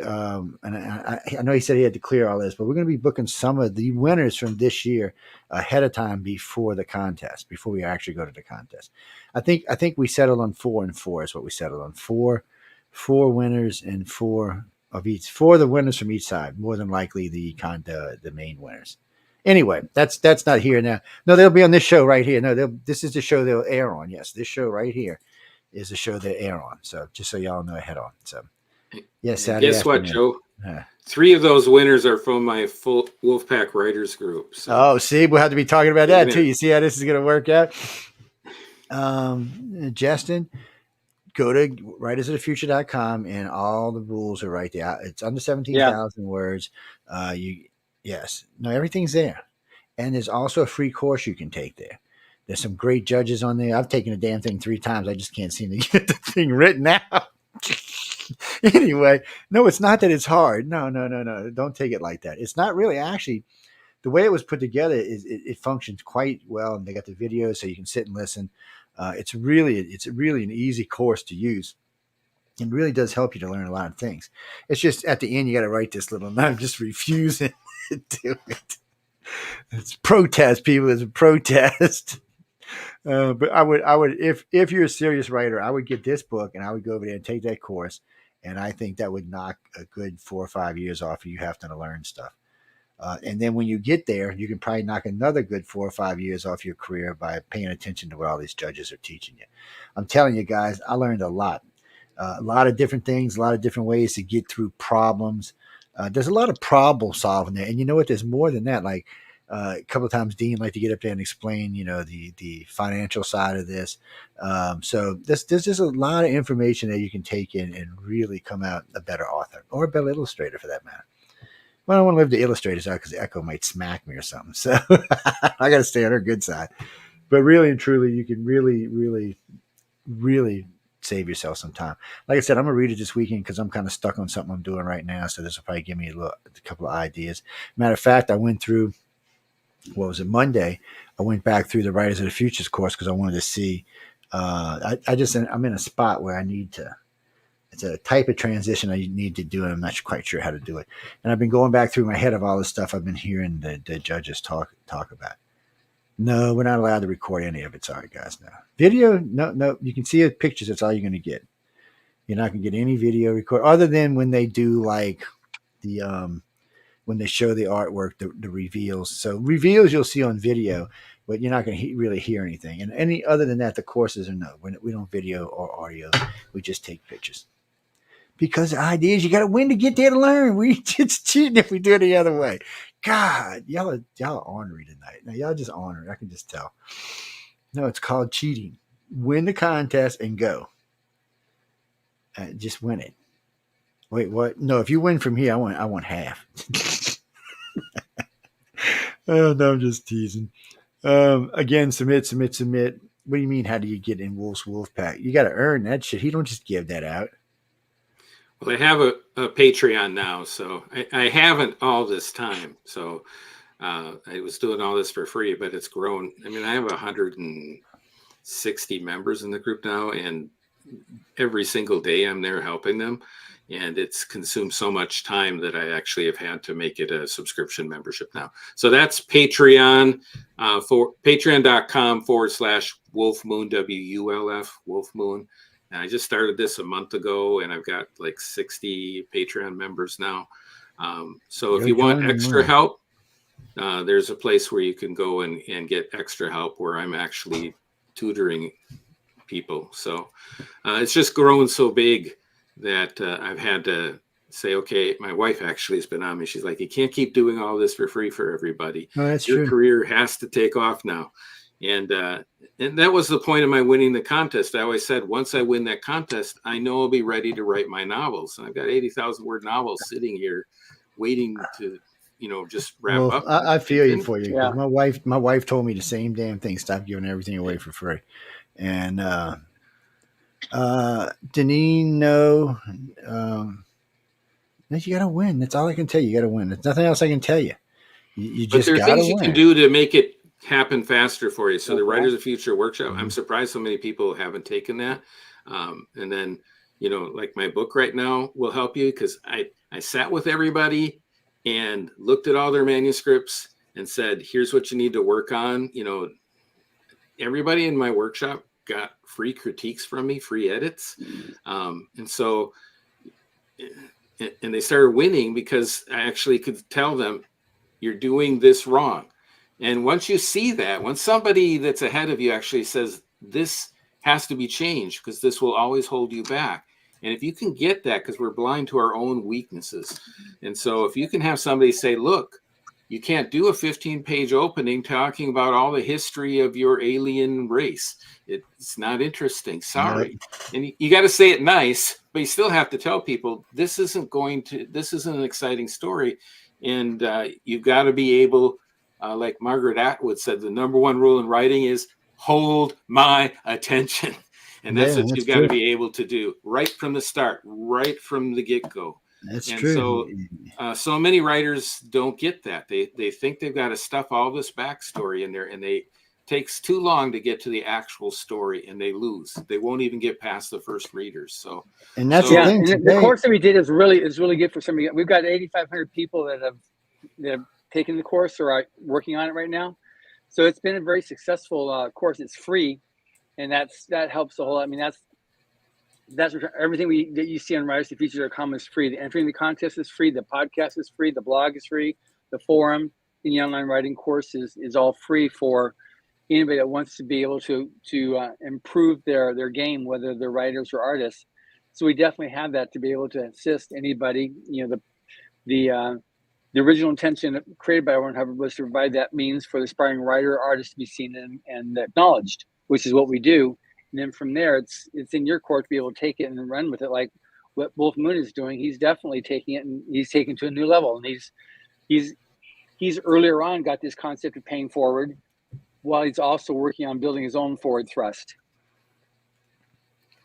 Well, and see, that's the other thing, guys. When you get famous or you get out there, you can come back and help everybody else to do the same thing you're doing. Yeah, it's because that's the only way y'all going to make it. Especially now, there's a lot of competition. You got to compete with AI now. You got to compete with all these authors out there, all these other people. And what do you mean, children's book? I do know like 4 people who are writing children's books, but I know absolutely nothing. And to Deneen, don't ever ask me for writing advice. You're wasting your time. I'm just telling you, write to writers of the future. I had a podcast this one with Brandon Mull.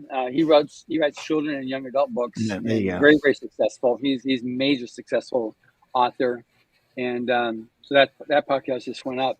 But I'm going to have to leave in about 5 minutes. You got to get, because I've got the parade to get back to. But if anybody has any questions, please ask them while I'm still here. Y'all got anything for John before the boss lady comes and gets him? No, I don't want to see him getting drugged out. We got to let him go because she'll come snatch his ass out of there. No, we don't want to see him getting abused. No, we don't want to see that. She can be abusive, so we don't want to see that. Plus, I bought her a sword, so she might fight. She's got weapons. One thing I do want to say about John, go to writersofthefuture.com and go to podcasts and start listening to his podcast. He interviews the best in the industry, and not just writers. He does. It's publishers and everything. And it's an excellent podcast. You will learn so much about what you need to do, how you need to get there. And everyone's telling you how they got there. This is the most important information an aspiring writer can have, is hearing people's stories of what they did and their insecurities they had in the beginning and what their first breaks were. So listen to his podcast. I try to listen to every single one because it's my way. I call it continuing education. And you learn from all the best in the field. How often do you get to actually have the best in the field tell you what they did to become successful? So if you can copy any of that, it's going to help. So the 14th email, who can tell me how many times that it took Wulf to submit before he won. So the 14th email, whoever can tell me how many times it took him to win, I will give you. Oh, that's that one behind me because this is mine right here. It's I will send it out to you this week. So anybody, y'all just go. We talked about this earlier. So it's a 14th person, remember, who writes to me. Green, why am I giggling? Because if y'all ain't caught it yet, I don't know what to tell you. Anyway, I see emails coming in wrong. No, 41 times. What are you on, crack? 41 times. I only know one person. The one that had the most entries was entered 47 times. And he's one of your hosts. Yeah, he's one of our hosts on Monday night, Preston Dennett. Yeah, he entered 47 and Preston's got all kind of books as credit. Well, hey guys, you got to. Well, 47 times. I mean, remember it's 4 times a year though. Okay, yeah, that's over a decade. Still, what's we on? Come on, we're coming up to number 14 fast, and nobody's. Yeah, I cannot believe y'all have not gotten this right. Oh, that's right. Number 11's right. Number 12's right. Number 13's wrong. Number 14. Stephanie Wells, did you get it right? And you got it right. Yes. So send me your address to this email address, and probably Monday I will send it out. Yes, you'll get it however long it takes. Unless you're like in Canada. Last time I had a winner, she won 5 books in Canada. Lord have mercy. Them damn Writers of Future books are heavy. I think it was 100. Congratulations, by the way. Yeah, and I actually signed it. Congratulations, you're a winner. So you actually get there you go. So it'll, like I said, it's going to be right here until then because we got a couple other shows that'll get aired and get the scene. But Monday it will go out. Just be sure you write to that email. And for those of you that missed it, you can get it on Amazon Kindle for $9.99 if you wanted it in an EPUB. So put it on your Kindles or anywhere else. And Sarah Howling, the reason I was laughing is because I told you to answer when I said the 14th person. Anyway, we're going to let He it gave go. it away. I told you He what was it was. helping you as much. Joe was helping as much. I as don't he know. I could. mean, you can't get much better than that. Anyway, we're going to get out of here in a few minutes. We got to let John go because he's got to get back to work. For everybody out in LA, I hope y'all enjoy the parade tomorrow. We got a pretty good listening audience out in LA, so have fun out there. Don't harass the boss. I was talking about this boss, the other boss. You're not going to harass. I'm not going to worry about that. So, I hope y'all have a good time out there tomorrow. I know y'all going to be working, but have some fun. Work and fun can be together. It will be. As soon as the parade's over, we'll start the fun part. We'll start the fun part. There's just we're just getting ready for there's other international political things happening right now, so we're trying to gear up for that too to make sure that doesn't get in the way of this. Oh God, I can only imagine. There's so much bully ass going on right now around our country. Yeah. And Jimmy, you're gonna ask me that on Friday to who's gonna be the next president. Yeah. I talked about it this past Friday. Yeah, you can go listen to that show and you can talk about it. What are you saying? Good to see you, John. Okay, thank you very much. You good, Joe, and good seeing you again, Moon. Good, boss. I'll get in touch with you next or sometime later in the week. I know you're busy. Behave, baby. I'll talk to you soon. Okay, thank you. Okay, bye-bye. Okay. That was John Greenwood. I did it again. John Goodwin from Galaxy Press. Yes, he's over at Galaxy Press. It's galaxypress.com. It's the easy one. It's like risingfuture.com, galaxypress.com. You can go to either one, click, and hang out. Hoo. No, I'm not giving my book away. Y'all on y'all. Maybe after I read it, no, it's signed, so I won't give it away. It'll go in the library. Well, remember, guys, I'm still recovering our library from Katrina. We lost, I don't know, between 2,000 and 4,000 books. Nobody knows exactly how many. And the bitch part is they didn't get wet, but there was so much moisture in my house, they all swole and ruined themselves. So a book this thick was literally like this. And they swelled so much they blew the sides off of my shelves and stuff. All fell all over the place.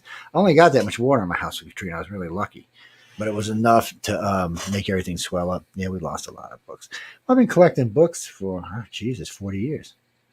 I had a lot of them, and we used to do like a mini Linden library for people who were into paranormal and ufology stuff. So, you could bring one to bring. You know how you see the little libraries in front of a house? We just had a whole kitchen full. Yeah, that's all. It's the only difference. It's out. You can get it now. Yeah, you can go buy the book now. No, it's out, right, Wolf? Yeah, all you have to do, go to Amazon.com, punch in how to write a Howling good story. It'll pop right up. You can order it immediately. It'll be downloaded immediately as an EPUB, Kindle. You're set to go. If you want to get the book itself, print book is $24.99, and the hardcover that I showed you, that is $34.99. So yeah, that's good. All price, available, too. All ready to go. Yeah, and it's 100,000 words, 36 chapters. So it's a big book. You'll have a lot of good reading, and it's fun. Everybody that's read it said it's fun, and I felt like I was sitting with you, like we were just having a chat together, and that's the way I designed the book to be. So if it's fun, you'll read it, and that's my teaching style: how to make you smile, how to make you laugh, but get the point so that you'll learn it and be able to use it in the future. Oh, you mean Helen? Am I right? Yeah, I'd recommend Wolf. Wolf has his own personal following. I've talked to too many of them. They've all gotten good information out of it. Well, I've talked to Wolf on several occasions, but I've also talked to other people who know him and people from the pack themselves because I've done interviews with him. Yeah, he's a great mentor. You just got to get there to get mentored is all I can tell you. He ain't gonna. I'm telling y'all now, and I'm not even gonna ask him this. He's not gonna put a bunch of foolishness and a bunch of stupidity. It don't matter if you're paying him or not. Don't act like an idiot. I'm only saying that because it seems like people in America lately have been in this "how stupid can I be" mood, and look, I don't know what it is. I watch people on the highway driving on the side of the roads. They're not drunk or anything. Not half the time. They're not even looking at their cell phone. They're just driving off the side of the road. I'm like, what the hell's going on? Cranky people all over the place. No, I'm not cranky. I like being peace, love, and light. I like being happy. When people tell me, how are we going to save the planet? We're not saving the planet. We're saving ourselves, you dumb fools. The planet's going to be here whether we die or not. We could nuke it tomorrow. It'll still be here. And then, you know what? In a couple 100,000 years, it'll be a nice, pretty planet again, and we'll all be gone. Stop saying you're going to save the planet. Start saying you're going to save mankind. And the only way you can save mankind is to make the planet healthier. Yes, I know. So I know. to answer her question, you have to have the desire. So you have to want to share your stories with others, but then you also have to do the work. You can't become a master at something without actually mastering it. And the only thing that can help speed it up, of course, is if you have somebody that's done it and can explain to you how to get there faster by doing smart practice. That's what I call it. The smart practice is going to knock, like Joe's been talking about, it'll knock years off your learning curve because you actually have a master guiding you. That's the whole point. You know, I talk about Writers of Future is like winning the Olympics. It's amateur athletes winning the Olympics. But what do all the Olympics do? They go and hire somebody that won the Olympics to be the coach to help their team win. Um, these people know if we get somebody that's done it, they can teach our people how to get a gold medal too. So it's pretty simple. It And is. why just sit there ice skating all alone, thinking you're going to become an Olympic skater when you could actually get on a team and have someone that won the gold medal say, here's how you do a triple Lutz. I'm going to show you again. Now tighten up. You got to keep those skis together, your skates together. So these teams that are really dedicated to getting their people to the top of their field, they know what they need to do. So you have to think smart. How do I get there faster? Because you can just give out when you're just doing it on your own. And Yeah. a lot of writers do. They just give up because it's hard on your own. No, So get a team, get your own wolf pack, whatever they might be, and get somebody, if you're fortunate, get a mentor that will help guide you so you can get there quicker by the mentor sharing with you what they know. And it's going to speed up the process for you. And that's all this book is. I boiled down everything I taught my writers that were winning Writers of Future right and left. I boiled it all down, put it in a book for you. So that's all it is. It's me showing you, here's what I did, and here's what all these other writers did, and here's the things I saw they're doing wrong. And hopefully you can see that too and fix it. If you fix it, you're going to go ahead. If you keep doing the same thing over and over and thinking it's going to change anything, and you haven't won with that before, nothing's going to change. So it's not rocket science, but it is being smart about how, not just wishing, but actually doing to make our career happen. And you have to be proactive and say, I want this, and I'm willing to invest in my future and do what I can to make this happen. And I'm going to make it happen. That's most of the battle. Probably 99% perspiration, 1% inspiration, as Edison said. That's true though. What do you mean? Oh no, you mean when he said his writers? Because he's got quite a few writers he's worked with, and quite a few of them have won the contest. Yeah, it does. So it tells you right there. He's giving you the good information because they're winning. No, it's not because he knows anybody, because that's not going to help him. It doesn't matter. Contest. We know everybody over there. We know all the judges, all the workers, everybody. It's not going to help you that we know anybody. I'm just telling you ahead of time. It doesn't help. Well, what does help is writing a story that is professionally written that nobody has seen before. That's going to help. So it's going to bring you to the top, because most people that write haven't honed their craft enough that it will rise to the top. And then even when you get to the top, it still has to be unique and interesting so that it will actually rise above. The cream rises to the top. So it's got to have special things that will make it edge out other stories that don't have those special things. So that's where really focusing is going to help you win and launch your career. And not just in Writers of the Future, selling to other magazines. And it's not the only place to build your career, but it's a great place for an aspiring writer to build their career. Carolyn, no, Carolyn, any previous guests like Wulf, any host, any author like that, if they want to come host a show or host more than one on this particular series, we're talking about authors on the Author's Quill, they can. And for you would have to go through Stephanie, because she'd have to go ahead and say who you are. All the hosts, and either the hosts come from our network, or they come from the group of people we know outside of the network, different illustrators, different authors, because sometimes they have something they might want to, just recently a writer one of the authors wanted to interview one of the winners for some reason. I don't know why. So they just did it the other day, and but that's we leave all that open for everybody because we want people to learn. I want y'all. Again, I'm gonna say this again before we leave. I want y'all to learn. I want to see fresh and I mean, really, when you look at what's out there, I mean, Dune. The second part of Dune's coming out this year or next year, right? Yeah, next year. Yeah. And so it's coming out. It looks like it's going to be pretty good. I met the writers and the producers at the gala. Was it last year? Year before last, I think it was. And yeah, because they premiered the first one there, and it looks like it's going to be pretty good. They didn't go crazy off of what the movie was like. Yeah, sometimes when you see a remake, they just add all kind of shit that shouldn't be in the movie, or they try to go back to the book and pull from the book, but that doesn't always work on a big screen. So you got to have a happy balance. So far, Dune's been good. I enjoyed it.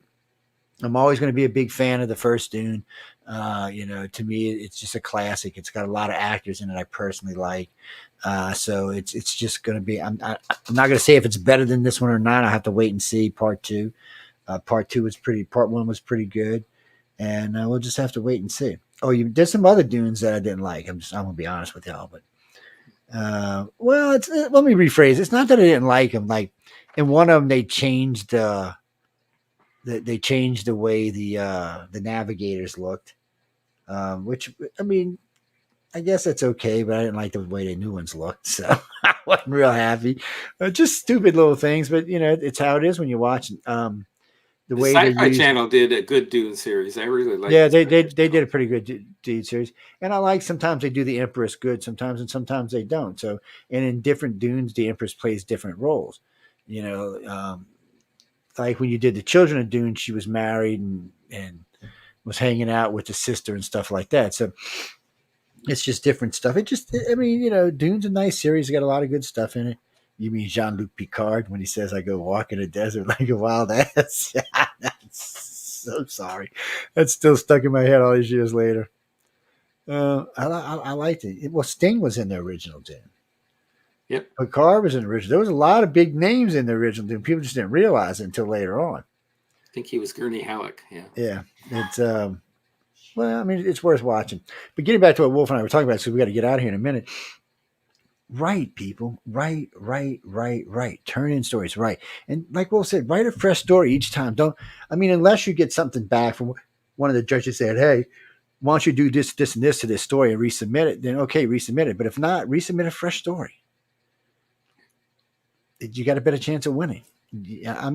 I just listen to what the judges tell me, because when I do interviews with them, I ask these questions, and these are the things they tell me. So if I was y'all, that's the way I would do it. Can I share a quote with your audience? Get it out there, baby. Yeah. So yeah, and really the book is designed to help you write professional stories, whether you're sending to Writers of the Future or anywhere else, stories that will sell. And that's what's happened. Here's a quote from Lou J. Berger, who was in my Wolfpack Writers. He'd taken one of my classes.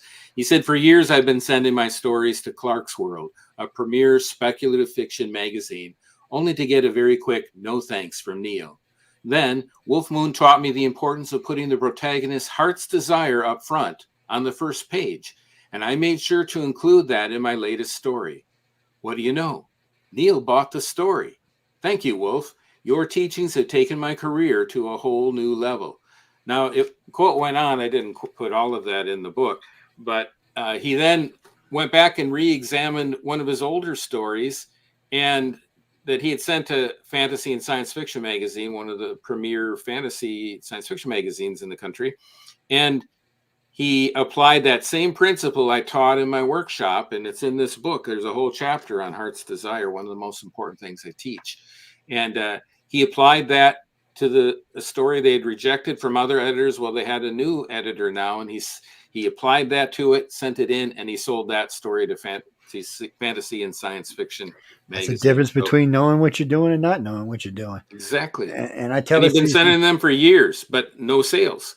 So just that one thing, that one tweak that he learned from what's in this book, what was in my masterclass, that one thing changed everything for him. And now he's got a major professional career. You sell to those magazines, people know you. So just like they know you when you win Writers of the Future. So And So and we talk about writers of the future a lot, but I tell people all the time, there's so many places you can submit. Sorry, guys, and really get. I would submit to writers of the future, but I would submit to all the contests. I wouldn't just submit to one. I'd submit to all of them.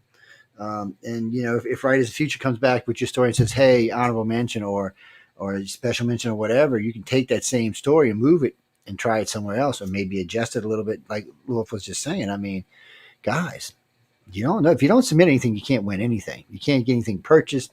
You can't win anything. You have to submit.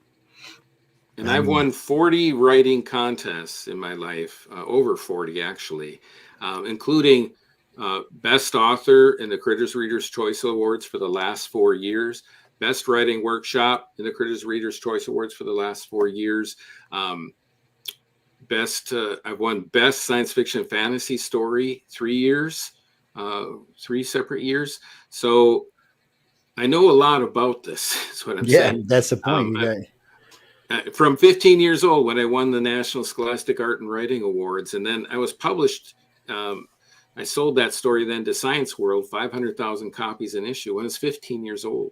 So I've been winning contests for a long time, and I explained to you how to do it in my book. And when you win big contests, people notice. It stamps you with an approval, and you put it in your cover letters when you send your stuff out. And you'll go right when they see that, they'll immediately send you up to the editor instead of the first reader stopping and saying, "Nope, I'm not going to send this on."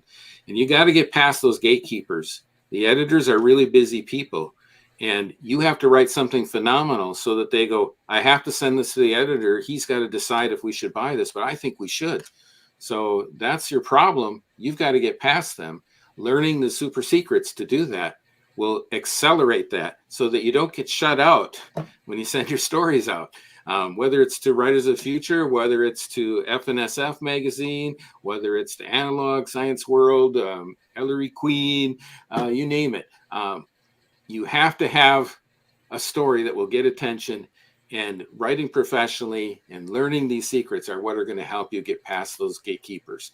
And then when the editors see this is truly unique, you can actually get into their magazines and start making your career happen. So, or win Writers of the Future, and they'll help you make your career happen. So, whatever it takes, but it takes a lot of work, and doing smart work is going to get you there faster. It'll cut years off of your time, or you can throw them out against the wall and see what sticks. Your choice. Yeah. That's a good way of putting it. It's like pasta al dente. When you throw it against the wall, people. Don't even ask me what al dente means. How you must be young if you don't know what that means. You 40? What? And you don't know what al dente? You wait. Okay, you've never cooked pasta before. Okay, well, hey, look, I don't know. Not everybody eats pasta, so I'm not hating. I'm half Italian, so I eat pasta. My wife's half Italian, so we eat pasta from time to time. I'm fixing to eat some chihuahuas in a minute here, though. That's my daughter just came in. But we got to get out of here, guys. Remember, you can catch Wulf. Give him an email right quick so they can find you an email before we roll out of here. Okay. So when you look things up, I'm WULF, Wulf Moon, and it's thesupersecrets.com, www.thesupersecrets.com. And also my Patreon, if you want to look up how to get into Wolfpack Writers or get some extra help, patreon.com and then /Wulf Moon, just like you see spelled there. So you can check out that too. And I know some are saying, well, when can we get the book? It's out now. You can click right now on Amazon, type in how to write a Howling good story, and it'll come right up. And you can order it right now and start reading today. It's for $9.99. Or if you want a print copy, it'll be here in a couple days. So why not? Why keep talking about what you want to do? Why not get started? And that's what this book is all about, how to help you not just get started, but stay the course. And those that stay the course win. Those that stay the course become published writers. Those that stay the course build careers. And many of my writers have built careers and now have professional writing careers. And you can do the same. You just have to do the work and get help that will help you get there faster by doing smart practice. So that's what it's all about. That's what the super secrets are all about. Go ahead. Yeah, well, I was just going to say, this is a good shortcut, guys. It's a good way of helping you to move to the next level of writing. Just check it out. Well, I would keep it. Well, you're saying read it and give it to your kid, but I would just keep it because you're gonna go back to this book for a while as you're going through it. Oh yeah, you're gonna go back to it as you're writing, especially if you're a beginner writer. You're definitely gonna do a lot of going back and forth through the book. Only even a professional could use this book. So this is a lot to learn. No, somebody already won that one. It's going to be going out. And I forgot her name already, but it'll be in my email. But that one's already going out. No, hook up with Wolf. We, Buy the thing. It's not even expensive. People, it's a good price for it, especially this time of year. It's and you can find it everywhere. yeah, So Amazon Kindle, pop it up there right away and just type in how to write a Howling good story. It'll show up right now. You got it in 2 seconds. and You're I think ready to go. I have an alien just entered the room with us. Oh, it's leaving. Okay. I have an alien that lives with me. People, don't worry about it. She's a little bit cranky, but we still love the alien. And at least she looks like an alien. But guys and girls, we got to get out of here. I hope everybody enjoyed the Author's Quill tonight. It's a new show on the network. It's brand spanking new. It's multi-hosted. And thank you for having me on your new show, Yes. Joe. That And- was to be the first guest is quite a privilege. Thank you so Wolf much. is the first guest tonight, and no, it's multi-hosted, meaning that not that you're going to see more than one host in one night, but a lot of times, like you'll see John every 6 weeks, you'll see me every 6, might even be every 8 weeks as we add hosts, and with Jeffrey on it, just different people. You'll see from some writers from time to time come guest hosts and stuff like that. So it's just what it's for. Occasionally we'll throw in some illustrators in the mix, but it's really to give the authors a real place, because they have writers on the futures on Mondays, which is nice. But John's doing something a little bit different than what we're doing here, and I can't really have him on UFO on the cover because too many of my UFO on the cover guests bitch. I mean, listeners bitch. I'll start getting emails by the hundreds. Well, that had nothing to do with UFOs, Joe. Joe, I don't see no aliens there. It's just in the news thing. I don't mind having y'all on a news program, but I'm always scared that if we have y'all on second after the first wave of news, it could do damage because we talk about some hostile things sometimes. I mean, shit. Except, yeah, so we like to have y'all next Friday, I've heard I'll be back on News on the Flip you'll Side. be on News on the Flip Side because a much bigger audience. Come on back. I'll give you some more tips. Last Friday we did 1.75 million on the show, so a nice audience, nice worldwide audience is what it's nice. No, guys, Wolf's going to be with us for the first hour and a half. We want him to come on. We're going to talk about the book. We're going to talk about how you get this all started. An author or two might join us doing this show. Matter of fact, the show before me is hosted by an author, and both our Sunday shows are hosted by authors. No, these are published authors, both published enough that they can't be on Writers of the Future. No, they're not rich book. No, Jeff's books are on Bigfoot. 2 or 3 books on Bigfoot. I don't know. I haven't read them. And Ginny and them books are on different things. And Loren's books are on how to have a better life. Yeah, like how not to slap your husband when he aggravates you, stuff like that. It's they're just different things, but they're all different types of authors, and then we have a political author on the network as well. So I stay away from him because he aggravates me. Well, I'm a centrist, so being a centrist makes my life different. I got friends that are liberals and I got friends that are conservatives, and every once in a while, one of my liberalist crazy friends or one of my really crazy conservative friends say something stupid, and I got to give them hell about it. But I like being in the middle because that's where I'm actually. That's just where I am. My politics tend to stay in the middle because I like to be there. Because I can't go far left and I can go right or left if as long as it's close to the center. I just can't do that. Oh my God, can I breathe out here? So far out, there's no oxygen. I can't do this. I'm sorry. And those are the ones that get me in trouble. Every political party is going to have its idiots, so you just got to deal with that part. I'm not going to tell you who I'm going to vote for because I don't know. I would actually tell you if I knew. No. You want the truth? You want me to lie? The last 2 presidential elections, I did not vote. Nope. It's out of protest. I don't want to get into that right now, but you can ask me on Friday nights. I'll tell you. But I just, in good faith, let me rechange it. In good consciousness, I couldn't vote for the 4 people that they offered me to vote for.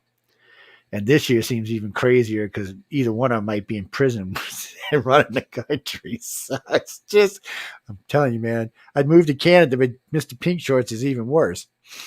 Mexico's looking good. I don't know what to tell you. I don't know, guys. We'll see what happens. I don't. It's hard to predict. I mean, mostly I haven't missed out on predicting a presidency. Everybody got mad at me last year, or when everybody got really pissed the night I predicted Trump was going to win. But my co-host Lily, she's a Z-Jenner, she called it at 7 o'clock. That's how sure she was by the numbers, and sure enough, he won pretty big.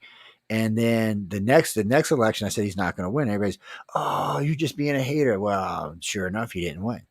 And then this election, right now, the polls have him way out. If the election's today, he's your next president. Don't ask me. I don't know. I don't understand. And I'm going to say this and then we're going to go. Why we can't find someone who's a uniter instead of a divider. Clinton and Reagan were the last two uniters. After that, no, Clinton was a Democrat and Reagan was a Republican, but they kind of got the country closer. Well, I guess you can say Bush was, but that was only because of the war. But other than that, I liked Obama, but for some reason, conservatives hated him. And with Biden, everybody hates him. Even the conservatives hate him. So I don't, I want someone who can stand there and say, "Hey, I understand," and he can look at both parties and at least get close enough that they want to listen. But today, it's a joke. It's a yoke. I'm sorry, Wolf. I didn't mean to go off on that rant. I apologize. Anyway, we got to get out of here. Wolf's like, "Shut up, Joe. We got to go." Guys, girls, you can catch us on, but be sure to come for the first hour. He will be with us next Friday. So be sure to come catch in the first hour. Second hour would just be catching up on war news and stuff like that, and political news. Of course, we do the polls every week now. On that note, good night again. Thank you for teaching. Thank you for tuning in to the author's Quill. Be sure to check out Wolf and his book. I'd go buy the book. And yes, that's writersofthefuture.com if you want to check out the course. But, learn, people. Learn. And that note, good night.